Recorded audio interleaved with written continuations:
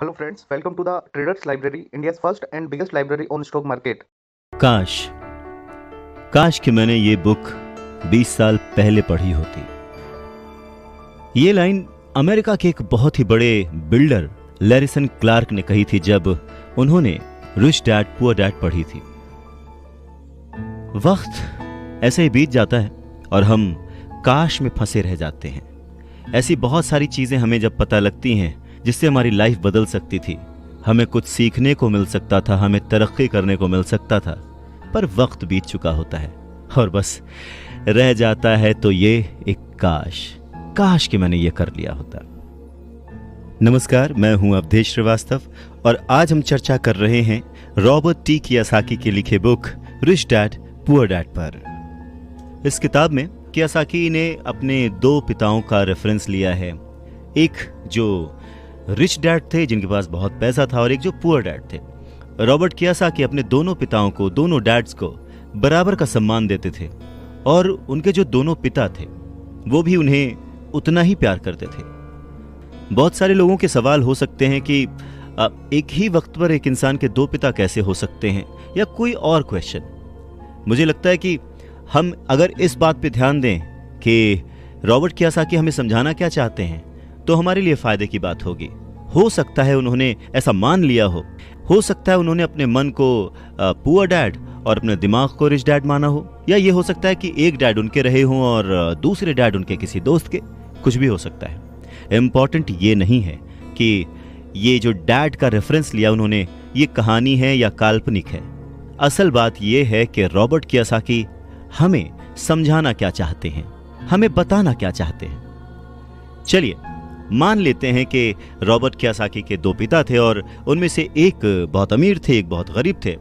तो Robert Kiyosaki कहते हैं कि सोच जो है वो बहुत बड़ा रोल प्ले करती है, और इसी माध्यम से रॉबर्ट कियोसाकी कहते हैं कि हालांकि वो दोनों पिता उनके अपने थे, हालांकि वो दोनों पिता उनका उतने ही शिद्दत से, उतने ही मन से ख्याल रखते थे, उतना ही प्यार करते थे, अपनी जान निछावर करते थे और हमेशा उन्हें सिखाने की कोशिश करते थे, जिंदगी में आगे बढ़ाने की कोशिश करते थे। पर ऐसा क्यों था कि उनके एक पिता अमीर थे और एक पिता गरीब? सारा खेल सोच का है, सारा खेल नजरिए का है। नजरिया ही इंसान को तरक्की दिला सकता है और नजरिया ही इंसान के जीवन की नाव डुबा सकता है। तो ये हमारे ऊपर है कि हम किस रंग के चश्मे को पहनकर कैसा मौसम देखते हैं। किसी शायर ने क्या खूब कहा है कि जैसा दर्द हो वैसा मंजर होता है, अरे मौसम तो इंसान के अंदर होता है। और उसी अंदर के मौसम को हमेशा बनाए रखने, अपने आप को पॉजिटिव रखते हुए, अपना नजरिया सकारात्मक रखते हुए अगर हम आगे सोचें तो कुछ अच्छा तो जरूर होगा। बातें और भी हैं, सुनते रहिए।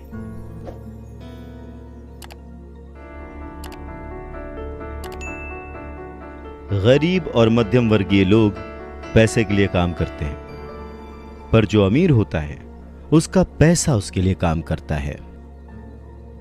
नमस्कार, मैं हूं अवधेश श्रीवास्तव और आज हम चर्चा कर रहे हैं रॉबर्ट टी कियोसाकी की लिखी book rich dad poor dad पर। स्कूल जाओ और मेहनत से पढ़ो, ये जो लाइन है याद करिए, बचपन में हम सब ने सुना है और एक बार नहीं कई बार सुना है। रिश्तेदारों से, घर वालों से, टीचर से, हर एक से, स्कूल जाओ और मेहनत से पढ़ो। एक वक्त तो ऐसा लगता था कि बस पढ़ते रहो पढ़ते रहो पढ़ते रहो, पर जैसे जैसे समझ आगे बढ़ी एक सवाल मन में घर करने लगा, आखिर हम पढ़ किस लिए रहे हैं? देखिए, स्कूल जाना और पढ़ाई करना ये बहुत ही अच्छी बात है, लेकिन अगर कोई काम किया जा रहा है तो वो किस वजह से किया जा रहा है ये जानना भी उतना ही जरूरी है। अपनी पढ़ाई पूरी करने के बाद हम सबसे पहले जॉब ही ढूंढते हैं ना, ये सोचकर के जॉब मिलने पर हमारी सारी प्रॉब्लम्स दूर हो जाएंगी, पैसे मिल जाएंगे, हम घर बना लेंगे, गाड़ी खरीद लेंगे और जो भी ज़रूरतें हैं पैसे से जुड़ी हुई वो सब पूरी कर लेंगे। पर ऐसा होता नहीं है। बहुत सारे लोग अच्छी जॉब और बहुत ही अच्छी सैलरी होने के बावजूद खुश नहीं होते। वो अपनी ज़रूरतें पूरी नहीं कर पाते, बहुत ही मुश्किल से घर का खर्च चला पाते हैं, पर वो लगे रहते हैं। इस उम्मीद में कि शायद अगले साल फिर से इंक्रीमेंट होगा, पैसे बढ़ेंगे और उन पैसों से हम अपनी जो ज़रूरतें हैं जो पूरी नहीं कर पाए हैं उन्हें पूरी कर लेंगे। और वो और ज़्यादा मेहनत करते हैं प्रमोशन पाने के लिए। पर वक्त के साथ साथ हमारी ज़रूरतें और हमारा लालच बढ़ने लगता है। पहले तो पैसे के बिना रहने के डर से हम बहुत मेहनत करने लग जाते हैं और उसके बाद जब हमें सैलरी मिलने लगती है तो हमें लालच और ज़्यादा पाने की इच्छा जाग जाती है। और चूहे बिल्ली के इसी खेल में हमारी ज़िंदगी का भी एक पैटर्न बन जाता है। ज़्यादा मेहनत करो, ज़्यादा पैसे कमाओ, ज़्यादा पैसे कमाओ, घर का खर्च चलाओ, पैसे खत्म, फिर ज़्यादा मेहनत करो। और ये जो विशेष सर्कल है ये चलता रहता है और इसी सर्कल में हम गोल गोल गोल गोल घूमते रहते हैं। अगर हमारे पास ज़्यादा पैसे आ भी जाएं तो भी हमें इस विशेष सर्कल में घूमने की आदत पड़ जाती है। हमें डर और लालच पर काबू पाना सीखना बहुत ज़रूरी है, क्योंकि अगर हम अमीर बन भी गए तो इन आदतों की वजह से हम हमेशा डर के साए में रहेंगे और अपनी ज़िंदगी को एंजॉय नहीं कर पाएंगे। पहले के ज़माने में शिक्षा एक जरिया थी लोगों की पर्सनैलिटी डेवलप करने का और आसपास के हर विषय में उन्हें जानकारी देने का। पर वक्त के साथ साथ पढ़ाई का लक्ष्य, उसका गोल बदल गया। पढ़ाई का मकसद रह गया बड़े होकर अपनी जीविका चलाना, ब्रेड एंड बटर कमाना। और इसमें कुछ गलत भी नहीं है। वक्त के साथ चीजें बदलना बहुत जरूरी है, क्योंकि जो चीज वक्त के साथ नहीं बदलती वो या तो हमारी खुशियां छीनती है या फिर समाज को बहुत ही पीछे ले जाती है। रॉबर्ट टी कियासाकी ने इस बहुत ही अहम मुद्दे को यहां पर उठाया है अपने book rich dad poor dad में। क्या खूब कहा है कि बचपन से ही अगर हम बच्चे को मनी को एज अ सब्जेक्ट बच्चों को पढ़ाना शुरू करें, उन्हें यह समझाना शुरू करें कि उसे कैसे मैनेज किया जाए, तो बड़े होने पर बच्चों की बहुत सारी प्रॉब्लम्स अपने आप ही सॉल्व हो जाएंगी। बच्चा खुद उन्हें सॉल्व करने की क्षमता रखेगा। पर कहीं ना कहीं रॉबर्ट टी कियासाकी ने इस बात का पूरा ध्यान रखा है कि पैसे को रिश्तों के ऊपर न रखा जाए। तभी तो उन्होंने इस विषय को रिश्तों के माध्यम से ही समझाने की कोशिश की है। रॉबर्ट टी कियासाकी के पहले जो डैडी थे वो हमेशा ये कहते थे कि मैं इसे कैसे खरीद सकता हूं। वहीं जो उसके दूसरे डैडी थे वो कहते थे मैं इसे क्यों नहीं खरीद सकता हूं। दोनों की सोच में अंतर था, दोनों के शब्दों में अंतर था। यानी कि जिसे हम जिंदगी में पाना चाहते हैं, जिसे संभालना चाहते हैं, जैसे कि पैसा, तो उसके बारे में अगर बचपन से जाना जाए तो क्या ये सही नहीं होगा? आज जिस तरह से पढ़ाई की जाती है, बच्चा ग्रेजुएट होकर सोचता है कि अब मैं कौन सी नौकरी करूंगा। क्या ये सही नहीं है कि थोड़ा और पहले से बच्चे को इस विषय के बारे में और अच्छे से और डीपली पढ़ाया जाए, समझाया जाए? ये तो वही बात हो गई, जाना था जापान, पहुंच गए चीन। यानी कमाना था पैसे, पर जब तक इसकी समझ आई तब तक बहुत देर हो चुकी थी। यानी कि हमें सबसे पहले ये समझने की जरूरत है कि हम खुद एक्सेप्ट करें कि हम इसे कैसे पा सकते हैं, इसे कैसे संभाल सकते हैं, और वही सही शिक्षा हम अपने आने वाली पीढ़ी को भी दे सकते हैं।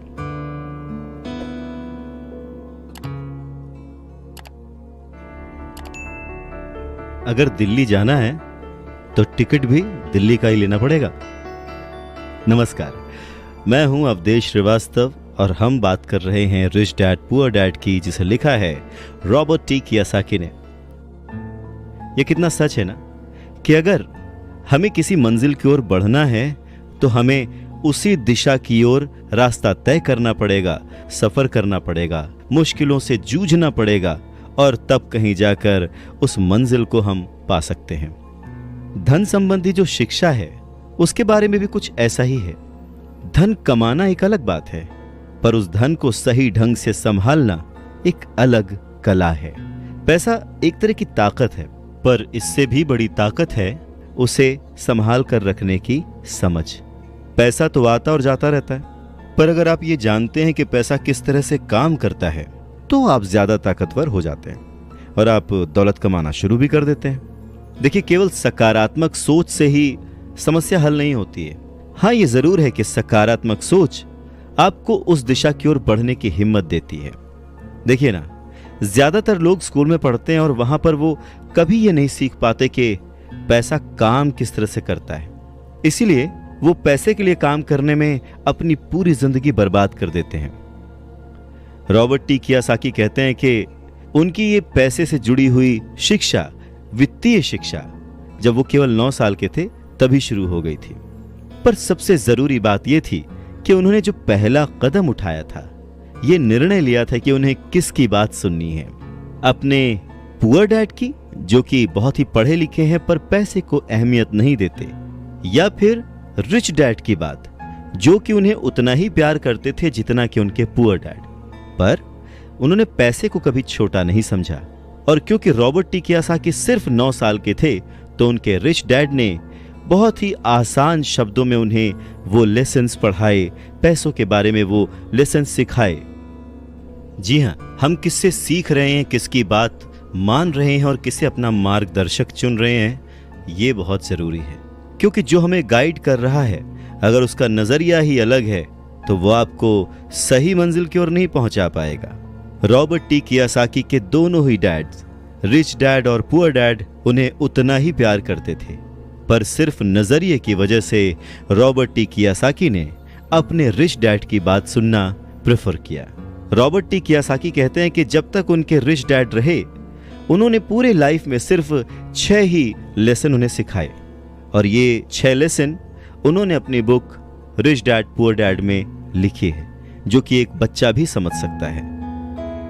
सबक नंबर 1, अमीर लोग पैसे के लिए काम नहीं करते। सबक नंबर 2, पैसे की समझ क्यों सिखाई जानी चाहिए। सबक नंबर 3, अपने काम पर ध्यान दो और अपने काम से काम रखो। सबक नंबर 4, टैक्स क्या है उसे समझो और कॉरपोरेशंस की ताकत। सबक नंबर 5, अमीर लोग पैसे को जन्म देते हैं। सबक नंबर 6, पैसे कमाने के लिए काम ना करें, सीखने के लिए काम करें। अमीर लोग पैसे के लिए काम नहीं करते। नमस्कार, मैं हूं अवधेश श्रीवास्तव और हम चर्चा कर रहे हैं रिच डैड पुअर डैड की। ये समझने की कोशिश कर रहे हैं कि आखिर अमीर और अमीर कैसे होता जाता है। रॉबर्ट टी कियासाकी एक कहानी का जिक्र करते हैं। कहते हैं कि जब वो छोटे थे तो उन्होंने अपने डैडी से पूछा कि डैडी, क्या आप बता सकते हैं कि अमीर कैसे बना जाए। ये सुनकर उनके पुअर डैडी, जो कि एक स्कूल में पढ़ाते थे, उन्होंने कहा कि बेटे, तुम अमीर क्यों बनना चाहते हो।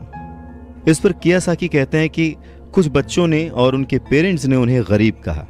यह सुनकर उनके पुअर डैड सोच में पड़ जाते हैं और फिर उसके बाद उनसे कहते हैं, देखो, अगर तुम अमीर बनना चाहते हो तो तुम्हें पैसे बनाना सीखना चाहिए। इस पर कियासाकी ने अपने डैड से पूछा, मैं पैसे बनाना किस तरह से सीख सकता हूं। तो डैड ने जवाब दिया, अपने दिमाग से। और उसके बाद वो अपना चश्मा पहनकर अपना अखबार पढ़ने लग गए, जिसका मतलब ये था कि अब इससे ज्यादा मुझसे और कोई सवाल मत पूछना, क्योंकि मुझे इसके बारे में कुछ नहीं पता। इस बात को कियासाकी पूरी रात सोचते रहे और अगली सुबह अपने सबसे अच्छे और करीबी दोस्त माइक को अपनी ये बात बताई। उन्होंने माइक से पूछा कि क्या वो ये पैसे बनाने वाले काम में उनके बिजनेस पार्टनर बनेंगे। माइक ने उनसे पूछा, ठीक है, मैं तुम्हारे साथ हूं, पर तुम पैसा कैसे कमाओगे और हमें क्या करना चाहिए। इस पर कियासाकी ने ठीक वही जवाब जो उनके पिता ने उन्हें दिया था, उनके डैड ने उन्हें दिया था, बता दिया कि भाई मुझे नहीं पता, लेकिन फिर भी क्या तुम इस काम में मेरे पार्टनर बनना चाहते हो। और फिर दोनों दोस्तों ने एक दूसरे का साथ दिया, बिजनेस पार्टनरशिप पक्की हो गई। कुछ दिन बीते, दिमाग दौड़ाया गया और आखिरकार उनका स्कूल जाना सफल रहा। स्कूल की क्लास में उन्होंने कुछ ऐसा पढ़ा था जिसे सोचकर कियासाकी को लगा कि बस पैसा बनाने का फॉर्मूला तो मिल गया, और बस उसी आइडिया को फॉलो करते करते कियासाकी और माइक ने ढेर सारा कच्चा माल इकट्ठा कर लिया, बहुत मेहनत की और अपने डैड की गैराज में उन्होंने कुछ सिक्के बनाए। और जब उनके डैड ने उन्हें देखा तो उन्होंने पूछा कि तुम क्या कर रहे हो। तब कियासाकी का जवाब था, जैसा आपने कहा था, पैसे बना रहा हूं। तब उनके जो पुअर डैड थे उन्होंने कियासाकी को कहा कि आओ, मुझे तुमसे बात करनी है। कियासाकी और माइक वहां सीढ़ियों पर बैठ गए। साथ में कियासाकी के डैड और माइक के डैड जो कि रिच थे वो भी बैठ गए। यहाँ पे मैं आपको बताना चाहता हूँ कि इस पूरी कहानी में जो कियासाकी ने अपने रिच डैड को रेफर किया है वो दरअसल माइक के पिता थे। और फिर बच्चों की इस हरकत को देखकर कियासाकी के पुअर डैड ने अपनी बात को और डिटेल में समझाया और अपनी बात को करेक्ट किया। पहली बार उन्होंने बच्चों को बताया कि गैर कानूनी क्या होता है। बच्चों को लगा कि जो उन्होंने किया वो सही था, पर जब उन्होंने जाना कि ये अलाउड नहीं है, सिक्के छापना अलाउड नहीं है, उसके पीछे कई तरीके होते हैं, कानूनी गैर कानूनी, ये सब बातें जब बच्चों ने समझी तो उनका मुंह उतर गया। फिर उन्होंने पूछा, तो फिर हम अमीर कैसे बन सकते हैं? तब कियासाकी के डैड ने उनसे कहा कि अगर तुम्हें सच में अमीर बनना है, रिच बनना है, तो तुम मुझसे नहीं माइक के डैड से पूछो। कियासाकी ने अपने डैड से कहा, पर आप क्यों नहीं बता सकते, हम गरीब क्यों हैं? कियासाकी के पुअर डैड ने कहा, क्योंकि मैं एक टीचर हूं और मैंने पैसे कमाने की राह नहीं चुनी है। पैसे कमाने के लिए तुम्हें माइक के डैड से ही पूछना पड़ेगा। क्या खूबसूरत बात समझाई है कियासाकी ने कि अगर हमें कोई पर्टिकुलर गोल अचीव करना है, कोई लक्ष्य प्राप्त करना है, तो हमें रास्ता भी सही चुनना होगा, मार्गदर्शक भी सही चुनना होगा। कहते हैं कि सफल होने के लिए मेहनत करना बहुत जरूरी है। मेहनत तो एक मजदूर भी करता है, पर सफलता पाने के लिए, सक्सेस पाने के लिए सही दिशा में सही स्ट्रैटेजी के साथ मेहनत करने से ही सक्सेस हासिल होती है। अमीर बनना है तो कम समय में डिसीजन लेना सीखो। नमस्कार, मैं हूं अवधेश श्रीवास्तव। रॉबर्ट टी कियासाकी के पुअर डैड ने उन्हें कहा कि उन्हें उनके फ्रेंड माइक के डैड से पूछना चाहिए कि पैसे कैसे कमाए जाते हैं, सक्सेसफुल कैसे हुआ जाता है। तो रॉबर्ट टी कियासाकी ने और उनके फ्रेंड माइक ने यह डिसाइड किया कि वो अपने रिच डैड से ये बात जरूर पूछेंगे कि अमीर कैसे बना जाए, पैसे कैसे बनाए जाएं। रॉबर्ट टी कियासाकी ने अपने रिच डैड से पूछा कि क्या वो उन्हें पैसा बनाना सिखाएंगे। इस पर उनके रिच डैड ने एक शर्त रखी, और शर्त ये थी कि वो बच्चे उनके साथ काम करते हुए सीखेंगे, न कि क्लास में बैठकर लेक्चर सुनते हुए। उन्होंने कहा कि मेरे पास इतना वक्त नहीं है कि मैं तुम्हें क्लास में बैठकर पढ़ाऊं और जिसका तुम कोई प्रैक्टिकल इस्तेमाल ना कर सको। इस बात को सुनकर रॉबर्ट टी कियासाकी और माइक थोड़ा सा कंफ्यूज हो गए। वो समझ नहीं पा रहे थे कि उन्हें हाँ कहना चाहिए या नहीं। उन बच्चों की कंफ्यूजन देखकर उनके डैड ने उनसे कहा, अगर जिंदगी में सक्सेस पाना चाहते हो, सफल होना चाहते हो, तो कम समय लेकर डिसाइड करना सीखो, जल्द से जल्द डिसीजन लेना सीखो। उन्होंने जल्दबाजी करने को नहीं कहा, पर हाँ, जितना कम समय हो सके उतने कम समय में सही निर्णय लेने की कला जिसको आती है वो जिंदगी में हमेशा आगे जाता है। यही उनकी सीख थी। और फिर बच्चों ने डिसाइड किया कि वो खेल छोड़कर सीखने का विकल्प चुनेंगे, काम करने का विकल्प चुनेंगे, ताकि उन्हें यह समझ में आ सके कि पैसे कैसे कमाए जा सकते हैं। बस फिर क्या था, बच्चे अगले ही दिन अपने रिच डैड के पास पहुंच गए। उनके रिच डैड ने उन बच्चों को एक शॉप पर सफाई का काम दिया। अब क्योंकि उस वक्त एसी और इस तरह की चीजें ज्यादा चलन में नहीं थी, तो दरवाजे मोस्टली खुले ही रहते थे, जिसकी वजह से सामान पर धूल जमी रहती थी और इस काम के उन्हें 30 सेंट मिलते थे। इस तरह से उन्हें एकदम भी पैसे नहीं बचते थे। वो परेशान रहते थे और एक दिन उन्होंने माइक से कहा कि मैं अब काम नहीं करूंगा, या तो वो मेरी तनख्वाह बढ़ाएं या फिर मैं काम छोड़ रहा हूं। उसके बाद 9 साल के रॉबर्ट टी कियासाकी और उनका दोस्त माइक उनके रिच डैड से मिलने पहुंचे। रिच डैड के सामने बैठते ही माइक बुरी तरह से रो पड़े और उन्होंने कहा, डैड, आपने कहा था कि अगर मैं आपके लिए काम करूंगा तो आप मुझे पैसा कमाना सिखाएंगे।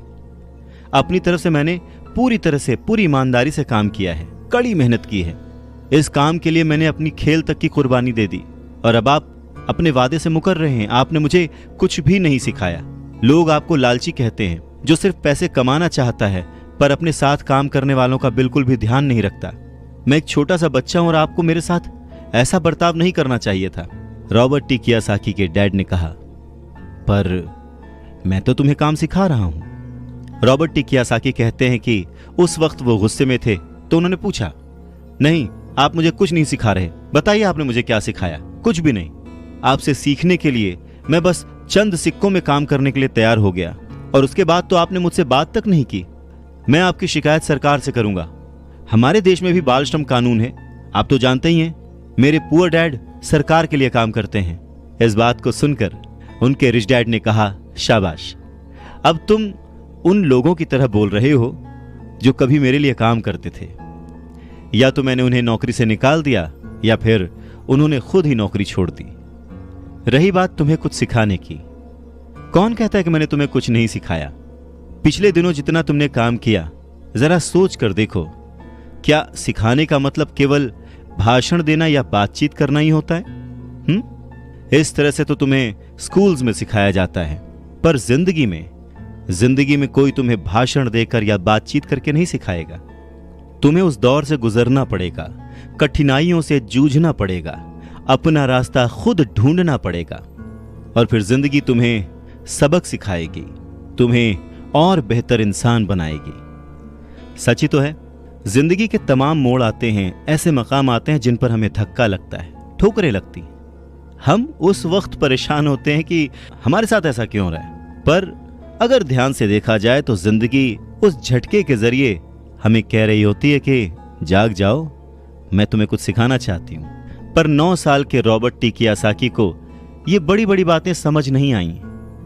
तब उनके रिच डैड ने एक बार फिर से कहना शुरू किया, अगर जिंदगी तुम्हें कोई सबक सिखाए तो तुम्हें उससे सीखना चाहिए, क्योंकि अगर तुम उससे वो सबक नहीं सीखते तो पूरी जिंदगी, तुम्हारी ये जिंदगी लगातार तुम्हें धक्के देती रहेगी।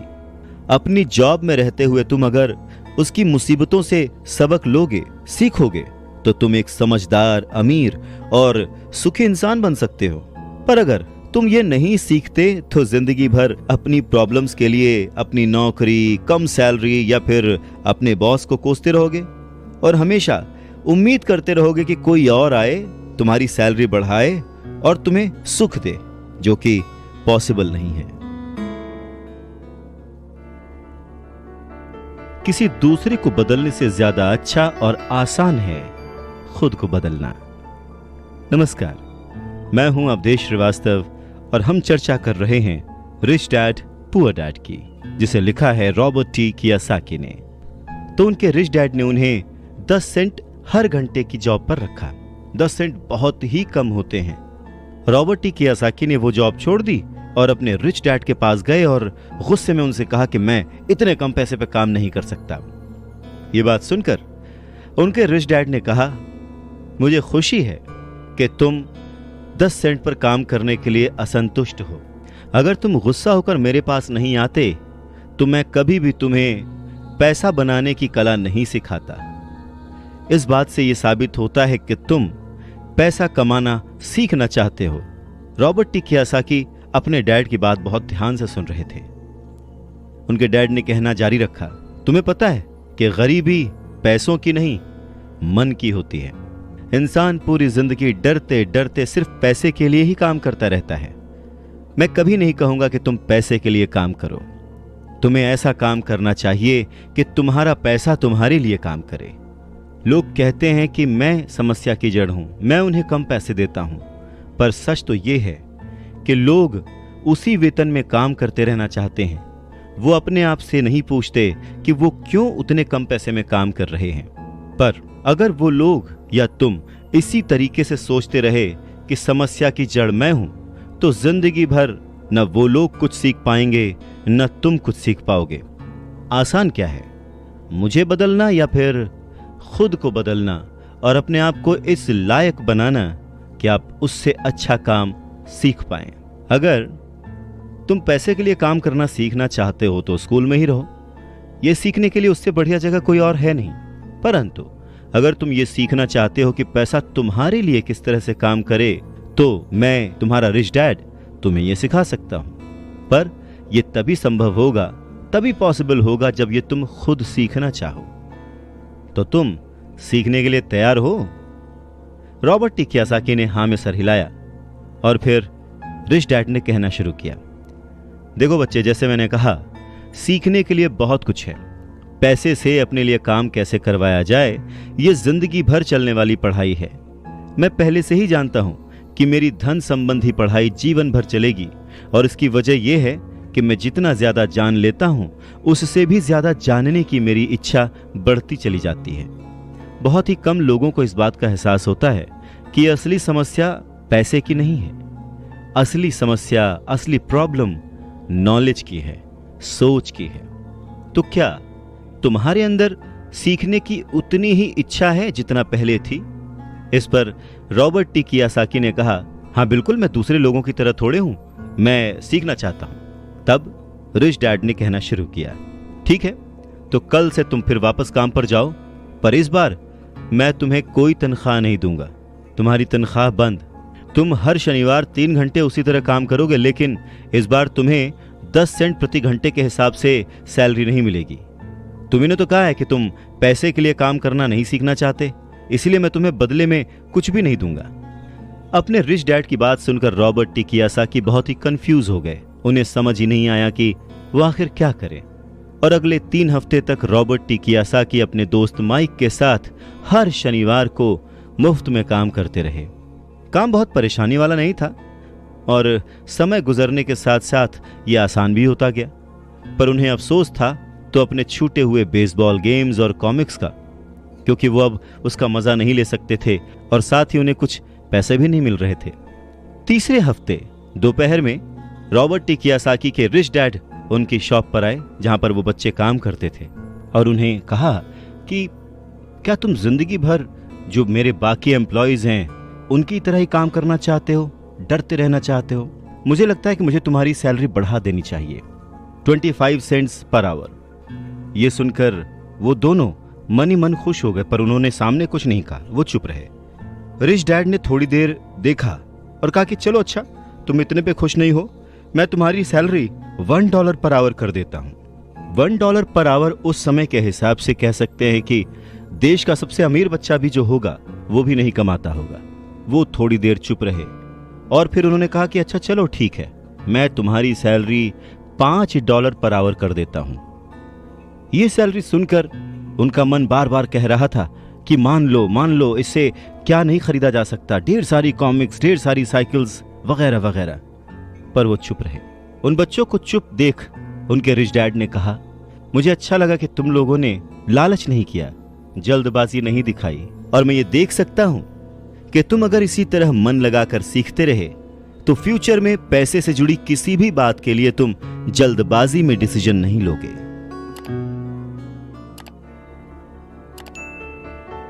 जब किसी के पास पैसा आता है तो अपने साथ डर और लालच भी लेकर आता है। नमस्कार, मैं हूं अवधेश श्रीवास्तव।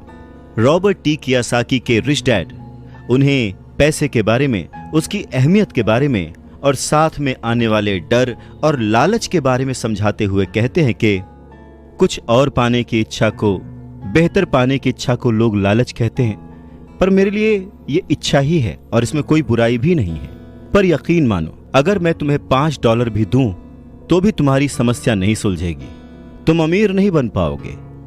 अपने रिच डैड की बात सुनकर रॉबर्ट टी कियोसाकी ने पूछा, ऐसा क्यों? अगर मैं इतनी सैलरी उठाऊंगा उसके बाद भी मैं अमीर क्यों नहीं बन पाऊंगा? तब रिच डैड ने कहा, क्योंकि अमीरी मन से होती है, सोच से होती है, पैसे से नहीं।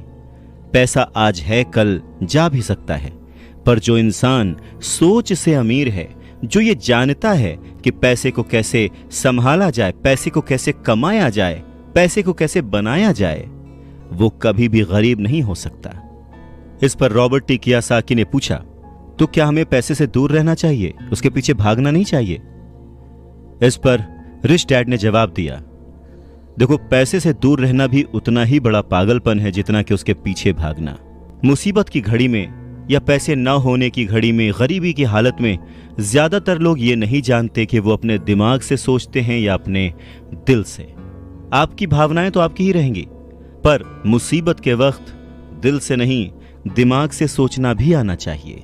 अक्सर लोग जब नौकरियां छोड़ते हैं, अक्सर लोग जब अपने बॉस की बुराई करते हैं, अक्सर लोग जब अपनी मुसीबतों के पहाड़ की बात करते हैं, तो वो अपने दिल से सोच रहे होते हैं, क्योंकि जो दिमाग से सोचता है वो हमेशा अपनी तरक्की के बारे में सोचता है। वो इस डर से नहीं सोचता कि उसकी नौकरी चली जाएगी। तुम्हें दिल के हाथों मजबूर होकर, डर के हाथों मजबूर होकर पैसे का गुलाम नहीं बनना है।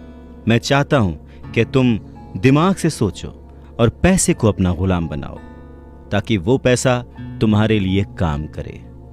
क्योंकि इस दुनिया में सच्चा अमीर वही है जो पैसे के पीछे न भागे, जो खुद पैसे के लिए काम न करे, बल्कि उसका पैसा उसके लिए 24 घंटे काम करता रहे। बढ़ती हुई महंगाई और घटती हुई कमाई को देखकर मुझे आधार कार्ड की नहीं बल्कि उधार कार्ड की जरूरत महसूस हो रही है। नमस्कार, मैं हूं अवधेश श्रीवास्तव और आज हम चर्चा कर रहे हैं रॉबर्ट टी कियोसाकी की लिखी book rich dad poor dad की। सच में रॉबर्ट टी कियोसाकी की ये बुक तब भी उतनी ही प्रासंगिक थी, उतनी ही रिलेवेंट थी जितनी कि आज। महंगाई हमेशा बढ़ती आई है, चीजें महंगी होती आई हैं, दाम बढ़ते आए हैं। उसके पीछे का कारण, उसके पीछे की सोच क्या है और ये महंगाई है क्या, कैसे बढ़ती है, इसके बारे में रॉबर्ट टी कियोसाकी के रिच डैड बहुत अच्छे से समझाते हैं। वो कहते हैं कि जितना ज्यादा हम पैसे कमाते हैं उतना ही ज्यादा उसके खोने का डर हमारे अंदर बढ़ता जाता है। पैसे के साथ जो डर आता है, पैसे के साथ जो लालच आता है, वही हमें पैसे के पीछे भगाता है और हमें पैसे का गुलाम बनाता है। हमें ये समझने की जरूरत है कि इस लाइफ की जरूरतों में हम सब बंधे हुए हैं। हम सब अपने परिवार को चलाने के लिए, अपनी डेली नीड पूरी करने के लिए, अपने शौक पूरे करने के लिए दिन ब दिन पैसे के पीछे भागते रहते हैं। धीरे धीरे ज्यादा पैसा कमाने की इच्छा करते रहते हैं। पैसा कमाना गलत नहीं है, पर पैसे कमाने के पीछे की नीयत, उसका सही होना जरूरी है। और वो नीयत ही है जो इस समाज में महंगाई बढ़ाती है, और वो नीयत ही है जो इस समाज में डिसबैलेंस पैदा करती है। एक छोटे से एग्जाम्पल से इस बात को समझा जा सकता है कि एक डॉक्टर जो अपने परिवार को ज्यादा खुशी देना चाहता है, अपनी फीस बढ़ा देता है। उसकी फीस बढ़ने की वजह से सारी मेडिकल फैसिलिटीज, स्वास्थ्य सुविधाएं सब महंगी हो जाती हैं। अब इससे गरीब लोगों को सबसे ज्यादा नुकसान पहुंचता है। इसलिए गरीब लोगों का स्वास्थ्य अमीर लोगों से ज्यादा बुरा होने लगता है। अब क्योंकि डॉक्टर्स ने अपनी फीस बढ़ा दी है, इसलिए लॉयर्स ने भी अपनी फीस बढ़ा दी। लॉयर्स ने अपनी फीस बढ़ा दी तो स्कूल टीचर भी अपनी तनख्वाह बढ़ाना चाहते हैं, और यह सिलसिला बस यूं ही चलता रहता है। जल्द ही अमीर और गरीब होता जाता है, और इतना बड़ा अंतर दोनों के बीच आ जाता है कि सोशल डिसबैलेंस पैदा हो जाता है।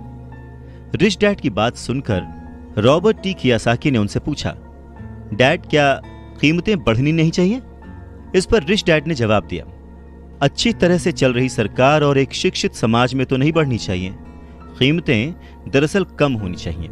जाहिर है कि ऐसा केवल सिद्धांतों में ही होता है, आइडियली ऐसा होना चाहिए, पर प्रैक्टिकली ऐसा नहीं होता। कीमतें अज्ञान से पैदा हुए लालच और डर के कारण होती हैं, जैसा कि मैंने तुम्हें बताया। अगर स्कूल्स में मनी के बारे में, पैसों के बारे में सिखाया जाता तो लोगों के पास ज्यादा पैसा होता और बाजार की कीमतें भी कम होती। ये सब कुछ इंटर रिलेटेड है, एक दूसरे से जुड़ा हुआ। पर हमारी सोसाइटी में सिर्फ पैसे के लिए काम करना सिखाया जाता है, पैसे की ताकत का इस्तेमाल करना नहीं सिखाया जाता। और इसीलिए मैं हमेशा कहता हूं कि पैसे से जुड़े ऐसे किसी भी मुद्दे पर दिमाग से सोचने की जरूरत है। इसके आगे रॉबर्ट टी कियोसाकी अपने डैड से पूछते हैं, डैड बहुत देर से आप कह रहे हैं कि दिल से मत सोचो, दिमाग से सोचो, आखिर दिल से सोचने और दिमाग से सोचने में फर्क क्या है?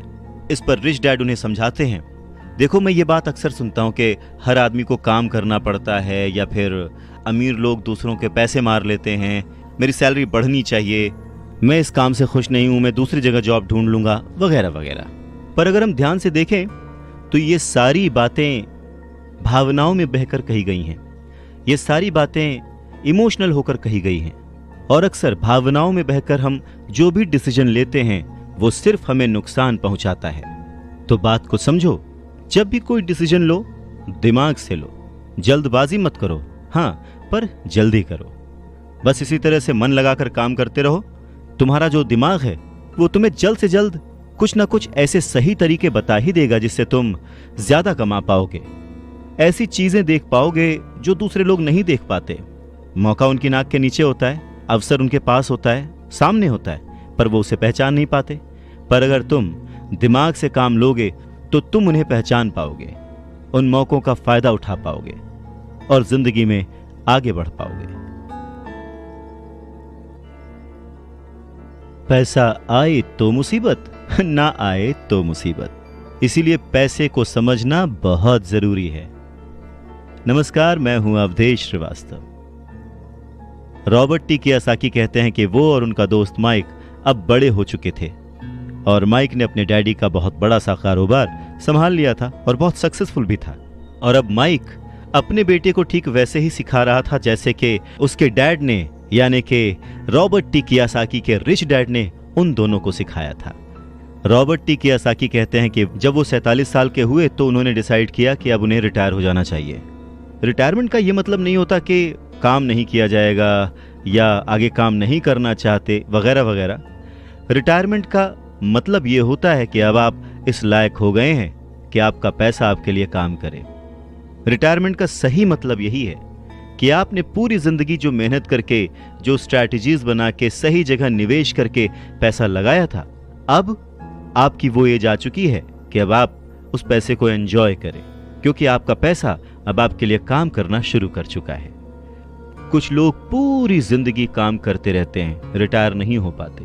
पूरी जिंदगी काम करना गलत नहीं है, पर यह डिफरेंस समझना बहुत जरूरी है कि पैसे की जरूरत की वजह से पूरी जिंदगी काम कर रहे हैं, उसका गुलाम बन के काम कर रहे हैं, या फिर उसका मालिक बन के और अपने काम को एंजॉय करके पूरी जिंदगी काम कर रहे हैं। रिटायरमेंट को दूसरे शब्दों में चिंताओं से आजादी भी कह सकते हैं। इसका मतलब यह है, पैसा अगर सही तरह से खर्च किया जाए, पैसे को अगर सही तरह से मैनेज किया जाए तो वो अपने आप बढ़ता रहता है। ये ठीक एक पेड़ लगाने की तरह है कि आप सालों तक इसे पानी देते हैं। जब आप अपने बिजनेस में होते हैं, अपनी जॉब में होते हैं और कभी भी इसमें कोताही नहीं करते, जब भी उस पेड़ को जरूरत होती है आप उसकी सेवा करते हैं। और फिर जब वो पेड़ बड़ा हो जाता है, जमीन की गहराइयों में उसकी जड़ें पहुंच जाती हैं, फिर वो अपने आप आपको छाया और फल देता है और फिर आपको उसके लिए काम करने की जरूरत नहीं पड़ती।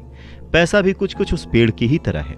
अगर इस बात को एक दूसरे एग्जाम्पल से समझें तो हमें जैसा गोल बनाना है उसके लिए हमें प्रिपरेशन भी वैसी ही करनी पड़ेगी। अगर बहुत ऊंची बिल्डिंग बनानी है तो हमें उसकी नींव बहुत गहरी खोदनी पड़ेगी, और अगर हमें सिर्फ छोटा सा घर बनाना है तो उसकी नींव छोटी होगी। पर प्रॉब्लम यही होती है, हम छोटी सी नींव खोदकर बहुत बड़ी सी बिल्डिंग बनाने की कोशिश करते हैं जो कि बाद में ढह जाती है। तो जरूरी क्या है? पैसे को समझना, पैसे को संभालना। पैसे को संभालने के लिए उसे समझा कैसे जाए, इसके लिए सबसे जरूरी बात है लायबिलिटीज और एसेट्स के बीच फर्क को समझा जाए और एसेट्स को खरीदा जाए और लायबिलिटीज में पैसे न डाले जाए। अच्छा, ये सुनने में बहुत ही आसान लगता है, लेकिन सच यही है कि ये आपको अमीर बनने में बहुत मदद करेगा। लेकिन अगर ये इतना ही सिंपल है तो फिर हर कोई इस बारे में सोचता क्यों नहीं? लोगों को लगता है कि उन्हें लायबिलिटीज और एसेट्स के बीच फर्क पता है, पर लायबिलिटीज और एसेट्स के बीच का जो बारीक सा फर्क है वही लोगों को नहीं पता है। तो चलिए इसके बारे में और डिटेल में बात करते हैं। लायबिलिटीज और एसेट्स क्या हैं? लायबिलिटीज वो हैं जहां से आपको पैसा कभी नहीं आएगा, उल्टे आपको उसमें और पैसा डालते रहना पड़ेगा। और एसेट्स वो चीजें हैं जो आपको पैसा देती रहेंगी, दिन ब दिन उनकी कीमत बढ़ती रहेगी, वो आपको अमीर और अमीर बनाती रहेंगी। इसको अगर इनकम और एक्सपेंस के टर्म में समझें तो और आसान होगा। सिंपल सा मतलब है, इनकम है कि आपके पास कितना पैसा आया और एक्सपेंस है कि आपने कितना पैसा खर्च किया।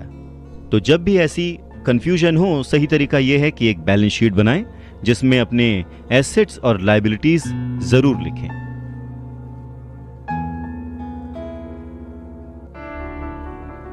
एक रुपया मांगता था 2 रुपए थमा देते थे। 1 रुपया मांगता था 2 रुपए थमा देते थे। कुछ इस तरह से पापा मुझे अमीर बना दिया करते थे। नमस्कार, मैं हूं अवधेश श्रीवास्तव। कहते हैं कि सोच अगर सही दिशा में हो तो मंजिल बड़ी आसानी से मिल जाती है। इंसान की ज़रूरतों को पूरा करने के लिए पैसे की आज कितनी ज़रूरत है, ये बात हम में से किसी से भी छिपी हुई नहीं है। हम सब दिन रात मेहनत करते हैं, सोचते हैं कि हम अमीर बन जाएं, पर क्या वो सोच हमारे अंदर है? हम छोटे थे तो 1 रुपए 2 रुपए में भी खुश हो जाते थे, पर आज ना जाने कितने पैसे कमाने के बाद भी हम खुश नहीं हो पाते। गरीबी ही महसूस होती है, हमेशा कमी लगी रहती है। तो कारण क्या है? फर्क क्या है? फर्क सिर्फ सोच का है, जिसके बारे में रॉबर्ट टी कियोसाकी कहते हैं कि अमीर लोगों के पास ज्यादा पैसा इसलिए होता है क्योंकि वो प्रिंसिपल पर यकीन करते हैं। वहीं दूसरी तरफ गरीब लोग प्रिंसिपल को ठीक से समझ नहीं पाते। इसीलिए इस बात पर जोर दिया जाता है कि केवल लिटरेट होना काफी नहीं है, फाइनेंशियली लिटरेट होना जरूरी है। सिर्फ नंबर से कुछ नहीं होता, मार्क्स से कुछ नहीं होता। फर्क तो तब पड़ता है जब आप अपनी सक्सेस स्टोरी खुद लिखें। अधिकतर फैमिलीज में देखा गया है कि जो मेहनती होता है उसके पास पैसा भी ज्यादा होता है, मगर उसका फायदा क्या जब सारा पैसा लायबिलिटीज में खर्च हो जाए? वैसे ये बहुत ही इंटरेस्टिंग एक्सरसाइज है, करके देखनी चाहिए। लायबिलिटीज वर्सेस एसेट्स, ये चार्ट बनाकर जब आप देखेंगे तो पाएंगे कि आपका खर्च करने का पैटर्न कैसा है, तरीका सही है या गलत। और तब आप ये भी नोटिस कर पाएंगे कि आपका ज्यादा खर्च किस तरफ हो रहा है, लायबिलिटीज की तरफ या एसेट्स की तरफ, और आपको अपने खर्च पर कितना कंट्रोल करने की जरूरत है। तो इस पूरी बात को अगर आसान शब्दों में समझा जाए तो वो ये कि अपना पैसा कैसे खर्चें, बस यही मुद्दे की बात है और कुछ नहीं। अच्छा, एक और जरूरी बात है, पुराने समय में अगर देखा जाए तो लोगों के गोल होते थे, हम डॉक्टर बनेंगे, लॉयर बनेंगे, ये सारे प्रोफेशंस हैं, पर इनका अमीरी से कोई कनेक्शन नहीं है। पर सोच यही थी कि हम डॉक्टर बनेंगे तो बहुत पैसा कमाएंगे, लॉयर बनेंगे तो बहुत पैसा कमाएंगे, बैरिस्टर बनेंगे तो बहुत पैसा कमाएंगे। इस सोच की जड़ ही गलत है। पुराने जमाने के कई लोग आज डॉक्टर, इंजीनियर या जो कुछ भी वो बनना चाहते थे बन चुके हैं, पर आज भी वो पैसे के लिए स्ट्रगल कर रहे हैं। क्यों? क्योंकि वो उनकी नींव ही अलग थी। आज दौर बदल चुका है, बच्चे एथलीट बनना चाहते हैं, स्पोर्ट्स पर्सन बनना चाहते हैं, स्टार बनना चाहते हैं, क्योंकि उन्हें पता है कि सिर्फ अच्छी पढ़ाई और अच्छे ग्रेड्स के भरोसे बैठकर वो अपने करियर में सक्सेस नहीं पा सकते। आज वक्त बदल चुका है। आज के ज़माने में सभी वर्किंग हैं, हस्बैंड वाइफ वर्किंग हैं, दोनों कमाते हैं और सोचते हैं कि हम दोनों मिलकर ज़्यादा पैसे कमाएंगे और हम ज़्यादा अमीर हो जाएंगे। और सबका ध्यान सिर्फ अपने अपने करियर पर ही होता है। कमाई बढ़ने लगती है, पर जाहिर है कि उसी के साथ साथ खर्चे भी बढ़ने लगते हैं। कहने का मतलब ये कि बिना फाइनेंशियली लिटरेट हुए आप कितने भी पैसे कमा लें, वो खर्च हो जाएंगे, वो आपकी लायबिलिटीज में चले जाएंगे, और ये एक ऐसा चक्कर है जो फिर चलता ही रहता है। और उसके बाद सभी ये सोचते हैं कि इस मुसीबत से बाहर कैसे निकला जाए। दरअसल लोगों को लगता है कि ज्यादा पैसे कमाने से आदमी अमीर हो जाता है, पर रॉबर्ट टी कियोसाकी कहते हैं कि अमीरी एक सोच है। अमीरी अपने पैसे को सही जगह खर्च करने की समझ है। अमीरी पैसे के पीछे ना भागने की सोच है। अमीरी रिटायरमेंट लेते समय ना डरने की सोच है। अमीरी तब है जब आपका पैसा आपके लिए काम करे। तो आप जब भी खर्च करें हमेशा ये ध्यान रखें कि पैसा आपको अमीर नहीं बनाता। उसे सही जगह पे इन्वेस्ट करना, उसे सही से संभाल कर रखना या कई बार उसे गलत जगह पर खर्च ना करना भी आपको अमीर ही बनाता है। कहने का मतलब ये कि अमीरी क्या है? अमीरी वो नहीं कि आप कितना पैसा कमा पाते हैं, अमीरी तो वो है कि आप कितना पैसा बचा पाते हैं।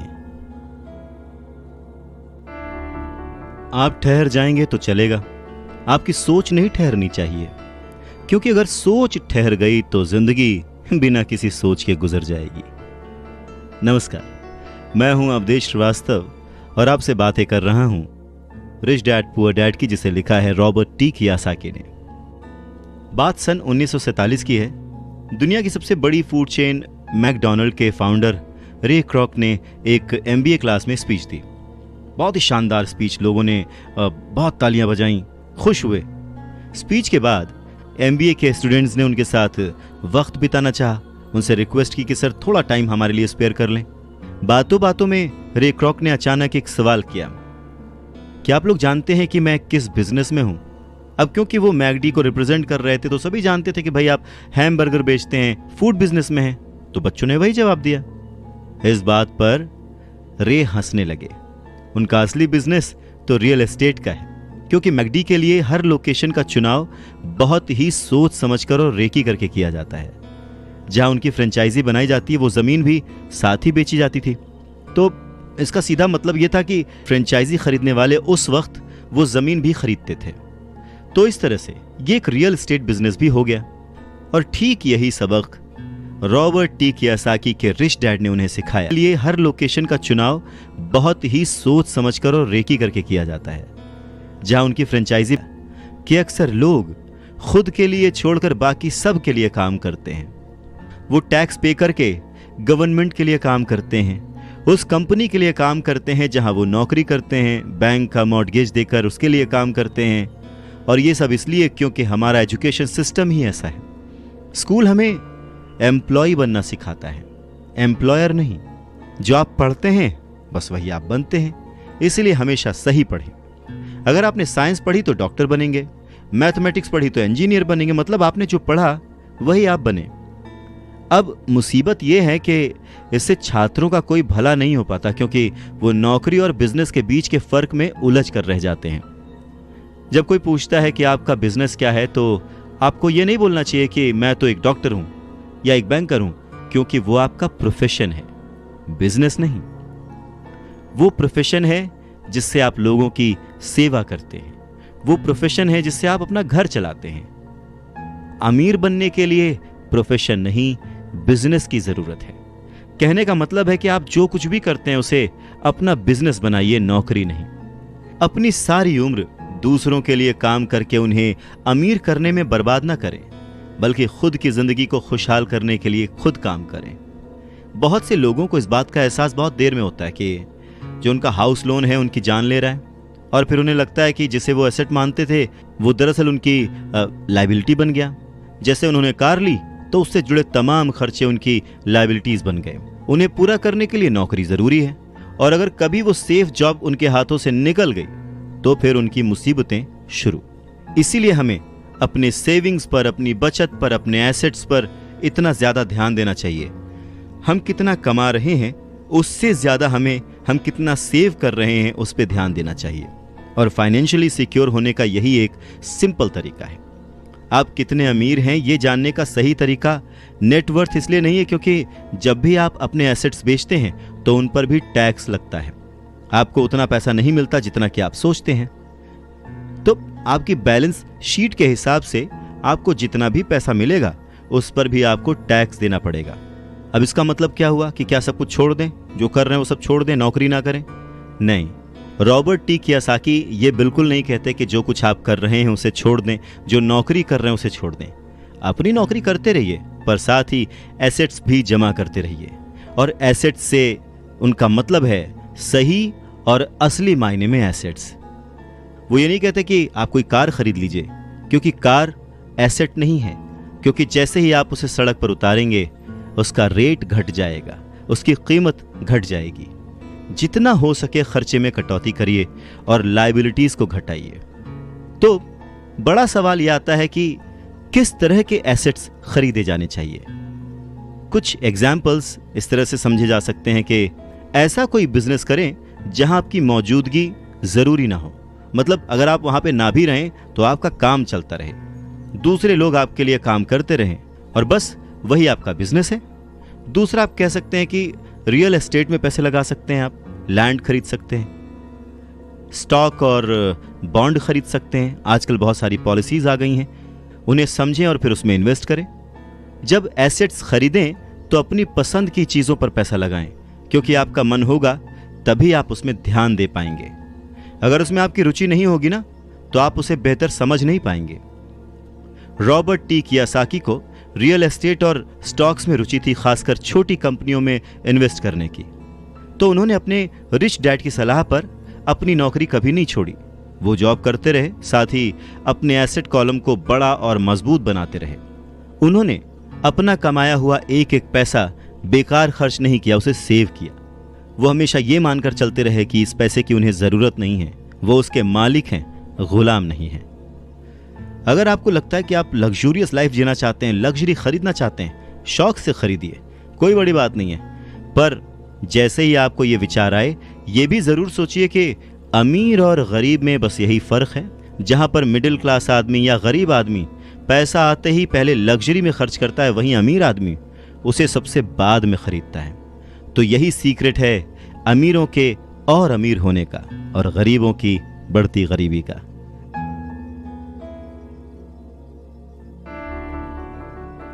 संपत्ति वो है जो हमें पैसे कमा के देती है, और जिम्मेदारी, दायित्व वो है जो हमसे पैसे खर्च करवाता है।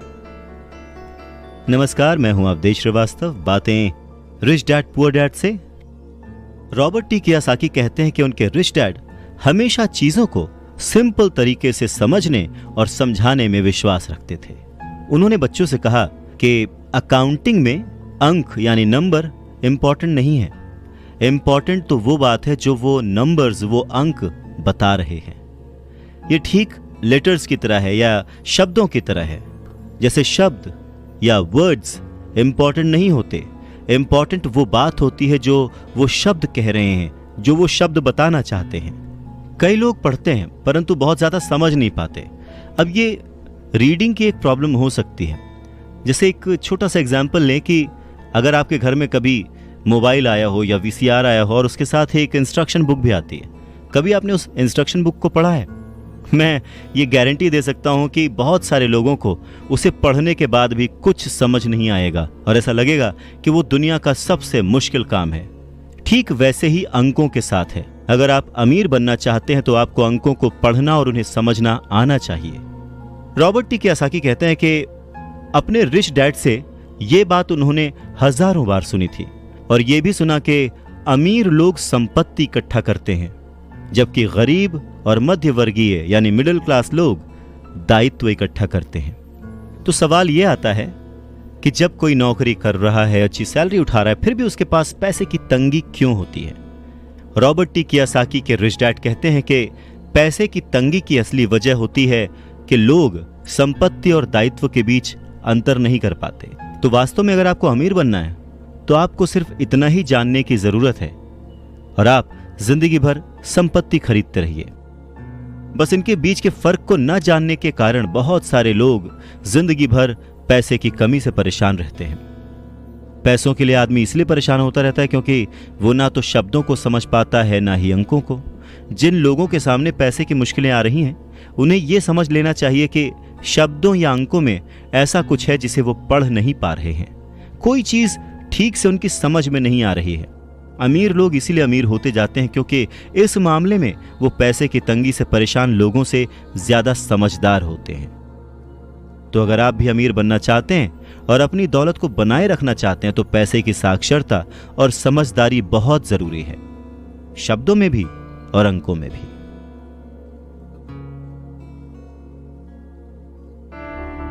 जिंदगी में सिर्फ पैसे कमाकर या पैसे बचाकर आप अमीर नहीं बन सकते। अमीर बनने के लिए आपको अपने अंदर बहुत कुछ बदलना पड़ेगा। नमस्कार, मैं हूं अवधेश श्रीवास्तव।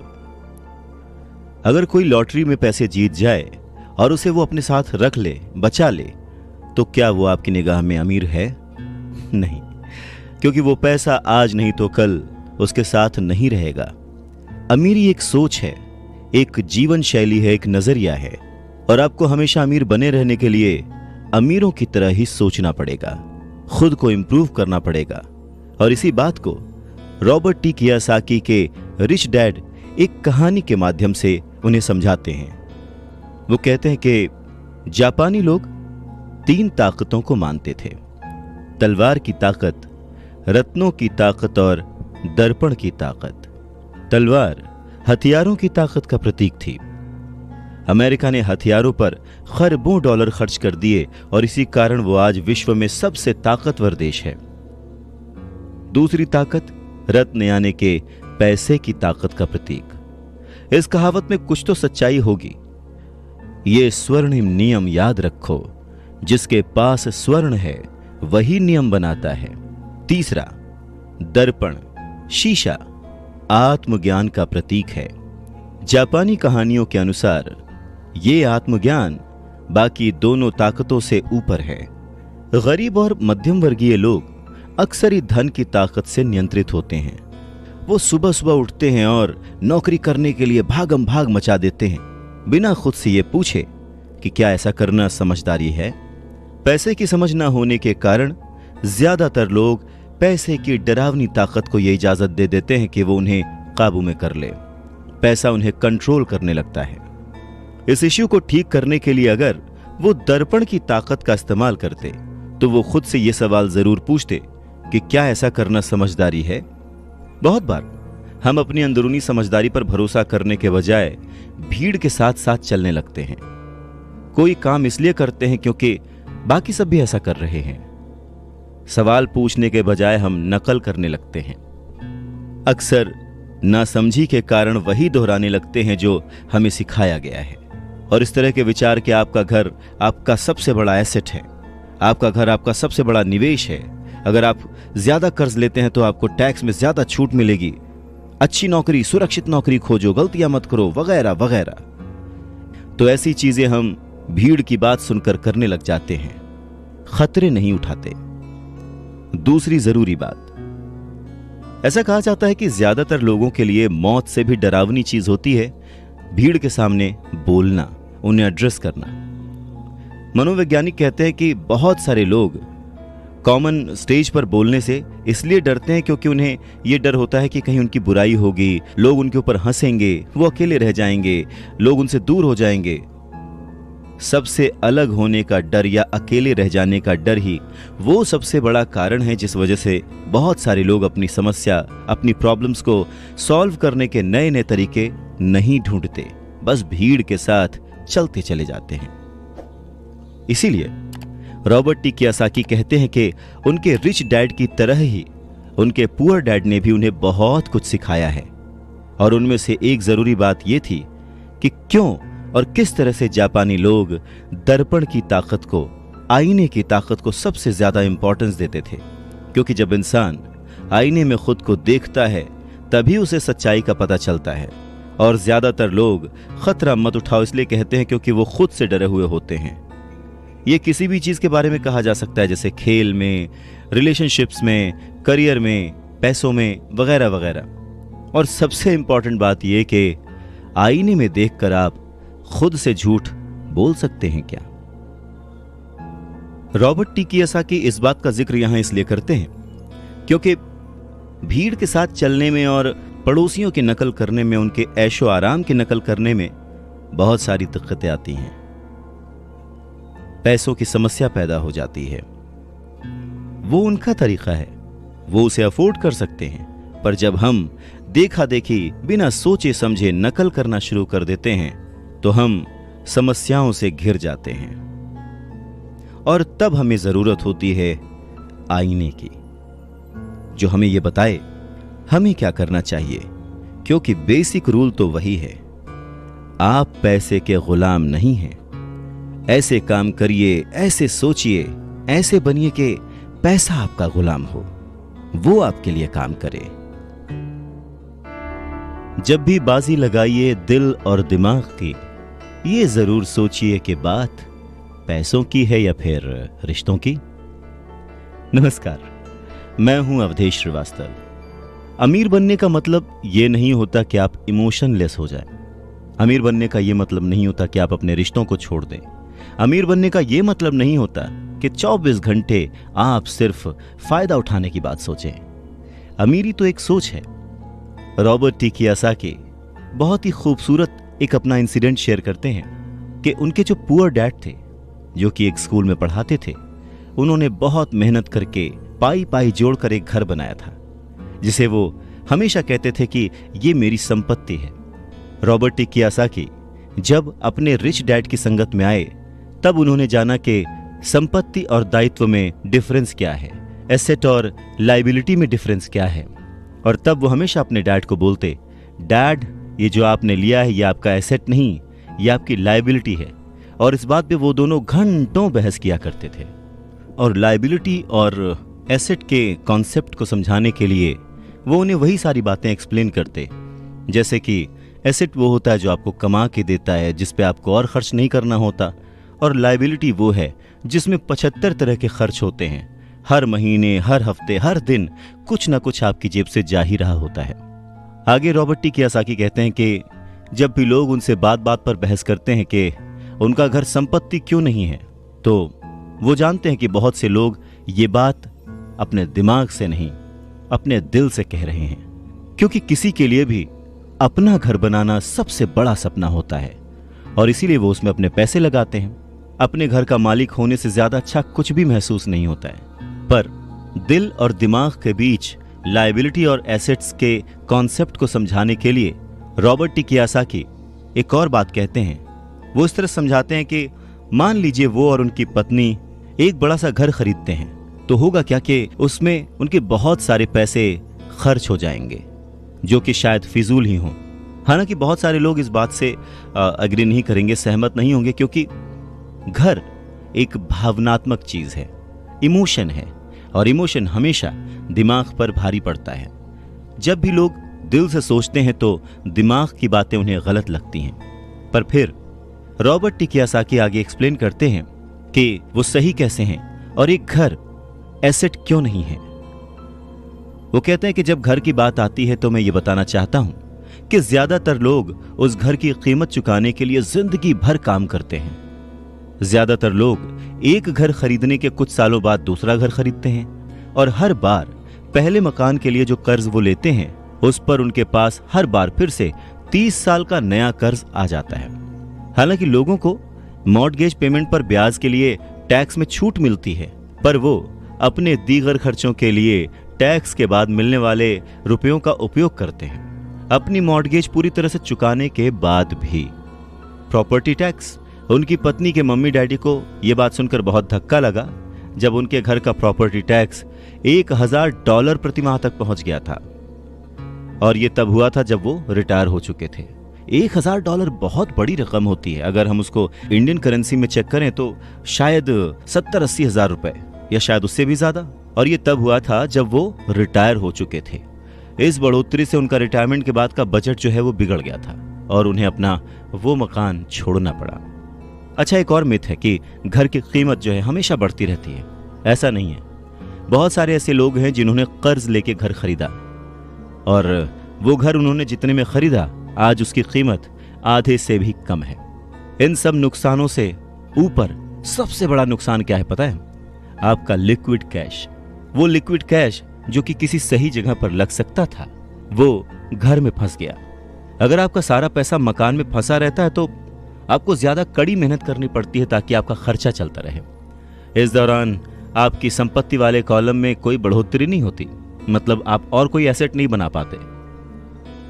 अगर एक यंग पति पत्नी, यंग कपल शुरुआत में ही अपना पैसा अपने एसेट वाले कॉलम में लगाए तो उनके आगे के साल बहुत ही आराम से गुजरेंगे, खासकर उस समय जब वो अपने बच्चों को कॉलेज में भेजेंगे। इस दौरान उनकी संपत्ति भी बढ़ जाएगी और उनके खर्चे भी आराम से चलते रहेंगे। तो अगर कम शब्दों में समझें तो ये कि घर खरीदने का फैसला जो है ना वो बहुत ही खर्चीला होता है। इसके बजाय बेहतर ये होगा कि जल्दी ही इन्वेस्टमेंट पोर्टफोलियो बना लिया जाए। देखिए, घर खरीदने का असर किसी भी आदमी पर 3 तरह से पड़ता है। पहला, समय की बर्बादी, क्योंकि इस पूरे दौरान दूसरी संपत्तियों का मूल्य बढ़ चुका होता है।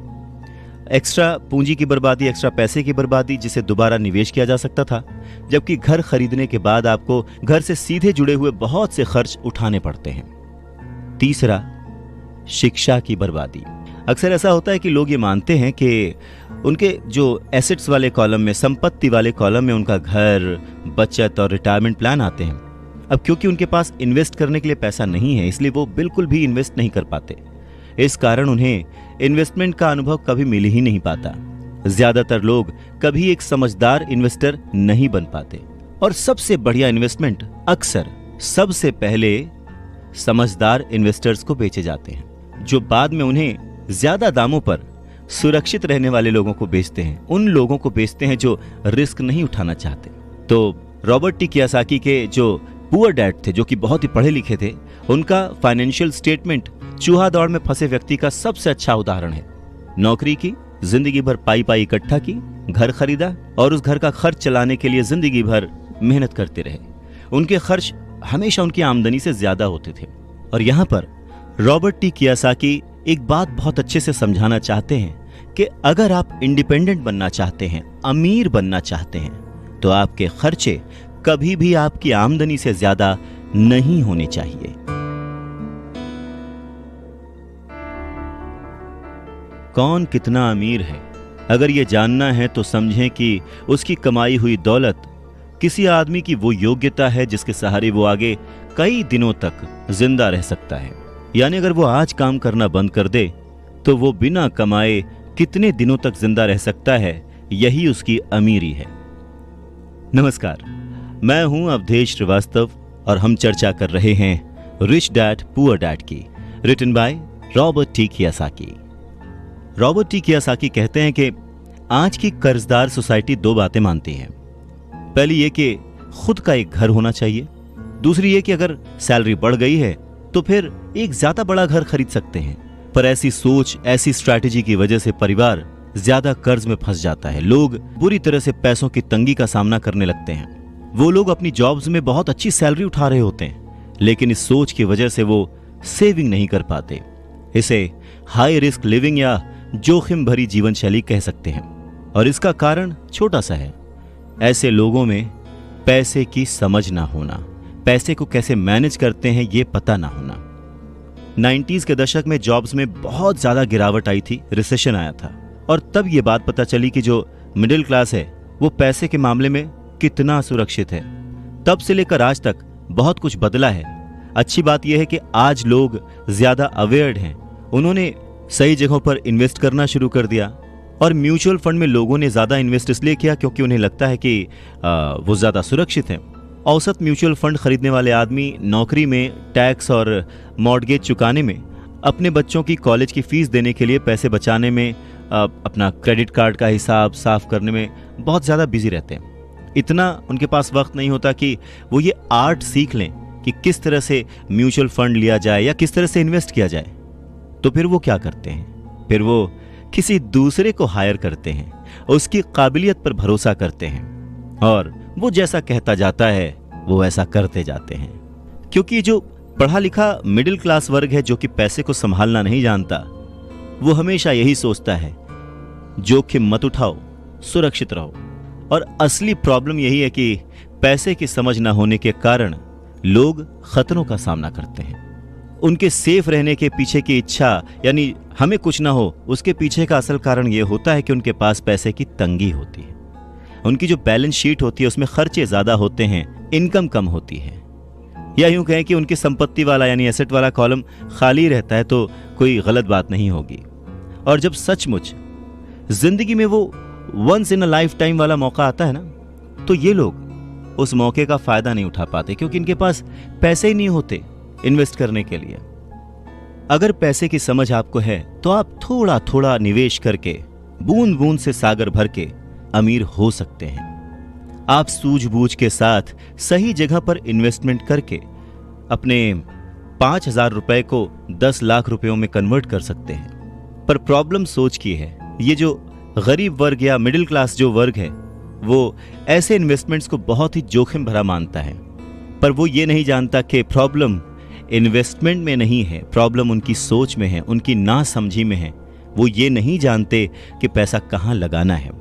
वो हमेशा अपने पैसों की जिम्मेदारी दूसरों पर लाद देते हैं और उसके लिए खर्च भी करते हैं। तो अगर आप भी दूसरों की तरह सोचते हैं, घर को एक एसेट समझते हैं, इन्वेस्टमेंट करने से डरते हैं, सेफ रहना चाहते हैं, तो ये समझना जरूरी है कि आप किसी के लिए काम करते हैं। सैलरी पर काम करने वाले बहुत ज्यादा लोग मालिक को या फिर अपने शेयर होल्डर्स को अमीर बना रहे होते हैं। एक्चुअली वो उनके लिए काम कर रहे होते हैं। आपकी कोशिशें, मेहनत और सफलता से दरअसल आप नहीं सफल होते, आपका मालिक सफल होता है और उसे उसके रिटायरमेंट के लिए मदद मिल रही होती है। अच्छा, दूसरा, आप सरकार के लिए काम करते हैं। आप समझ सकते हैं कि जब आप काम करते हैं, पैसे कमाते हैं, तो उसका एक हिस्सा टैक्स के रूप में सरकार को जाता है। तीसरा, अगर आपके पास घर है जिसे आप अपना एसेट मानते हैं, जो कि दरअसल एक लायबिलिटी है, तो आप बैंक्स के लिए काम करते हैं। क्यों? क्योंकि आपने उन घरों के ऊपर लोन ले रखा है। और वो लोन चुकाने के लिए, क्रेडिट कार्ड का कर्ज चुकाने के लिए आप दिन रात मेहनत करते हैं। तो अगर आप सिर्फ ज्यादा कड़ी मेहनत से काम करते जाएं तो समस्या ये है कि तीनों ही मामलों में आपको और ज्यादा मेहनत करनी पड़ेगी और फायदा आपको नहीं मिलेगा, किसी और को मिलेगा। तो आपको ये सीखना पड़ेगा कि आपकी ज्यादा मेहनत से किस तरह आपको और आपके परिवार को फायदा हो। मान लीजिए कि अगर आप ये फैसला कर भी लेते हैं कि आप सिर्फ अपने काम से काम रखेंगे, पर पैसों की समझ न होने के कारण, उसे मैनेज करने की समझ न होने के कारण आपको ये नहीं पता होता कि आपके लक्ष्य को किस तरह से निर्धारित किया जाए। अक्सर लोग अपने प्रोफेशन को बनाए रखना चाहते हैं, अपनी सैलरी के सहारे ही अपनी संपत्ति को, अपने एसेट्स को खड़ा करना चाहते हैं, पर जब उनकी संपत्ति बढ़ती है तो वो किस तरह अपनी सफलता का आकलन करते हैं, कब कोई दूसरा आदमी ये महसूस करता है कि वो अमीर है, कि उसके पास दौलत है, और संपत्ति और दायित्व के बीच का बैलेंस कैसा है, ये सब बातें भी समझना उतना ही जरूरी है। तो फिर सवाल वही है कि अमीर कैसे बना जाए। अमीर बनने के लिए आपकी संपत्ति, आपकी सफलता, आपके आसपास का माहौल, आपकी दौलत, इन सब के बारे में आपको सोचना पड़ेगा। एसेट्स और लायबिलिटीज के बारे में सोचना पड़ेगा। सबसे इंपॉर्टेंट है कि अपने दिमाग को हमेशा खुला रखना पड़ेगा, क्योंकि ये जिंदगी भर का सब्जेक्ट है। आपको ये सब्जेक्ट जिंदगी भर पढ़ना है, सीखना है और अमीरी की राह पर आगे बढ़ते जाना है।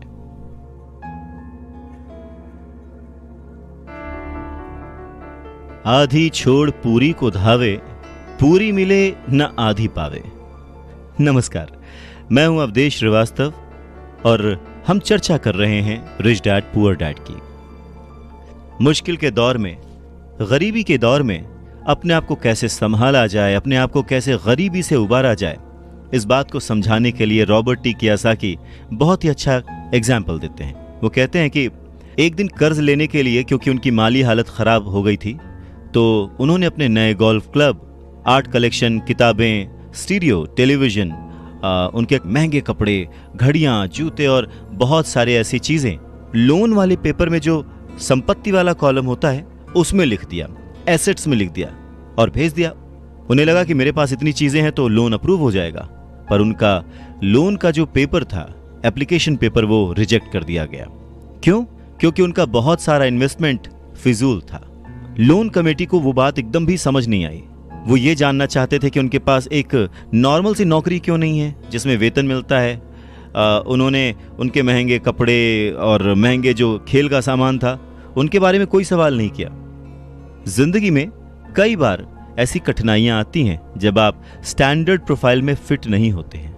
वो कहते हैं कि उन्हें बड़ा ही अचंभा होता है जब वो किसी को ये कहते हुए सुनते हैं कि उसकी नेटवर्थ करोड़ों रुपए है, लाखों रुपए है, क्योंकि नेटवर्थ के सटीक ना होने का एक खास कारण है। वो ये कि जिस पल आप अपनी संपत्तियों को, एसेट्स को बेचना शुरू करते हैं ना, उनका प्राइस, उनका रेट, उनका दाम बहुत कम हो चुका होता है। ऊपर से उन पर आपको टैक्स भी चुकाना पड़ता है और इतनी सारी चीजें आपको पैसे के संकट में डाल देती हैं, गरीबी में फंसा देती हैं।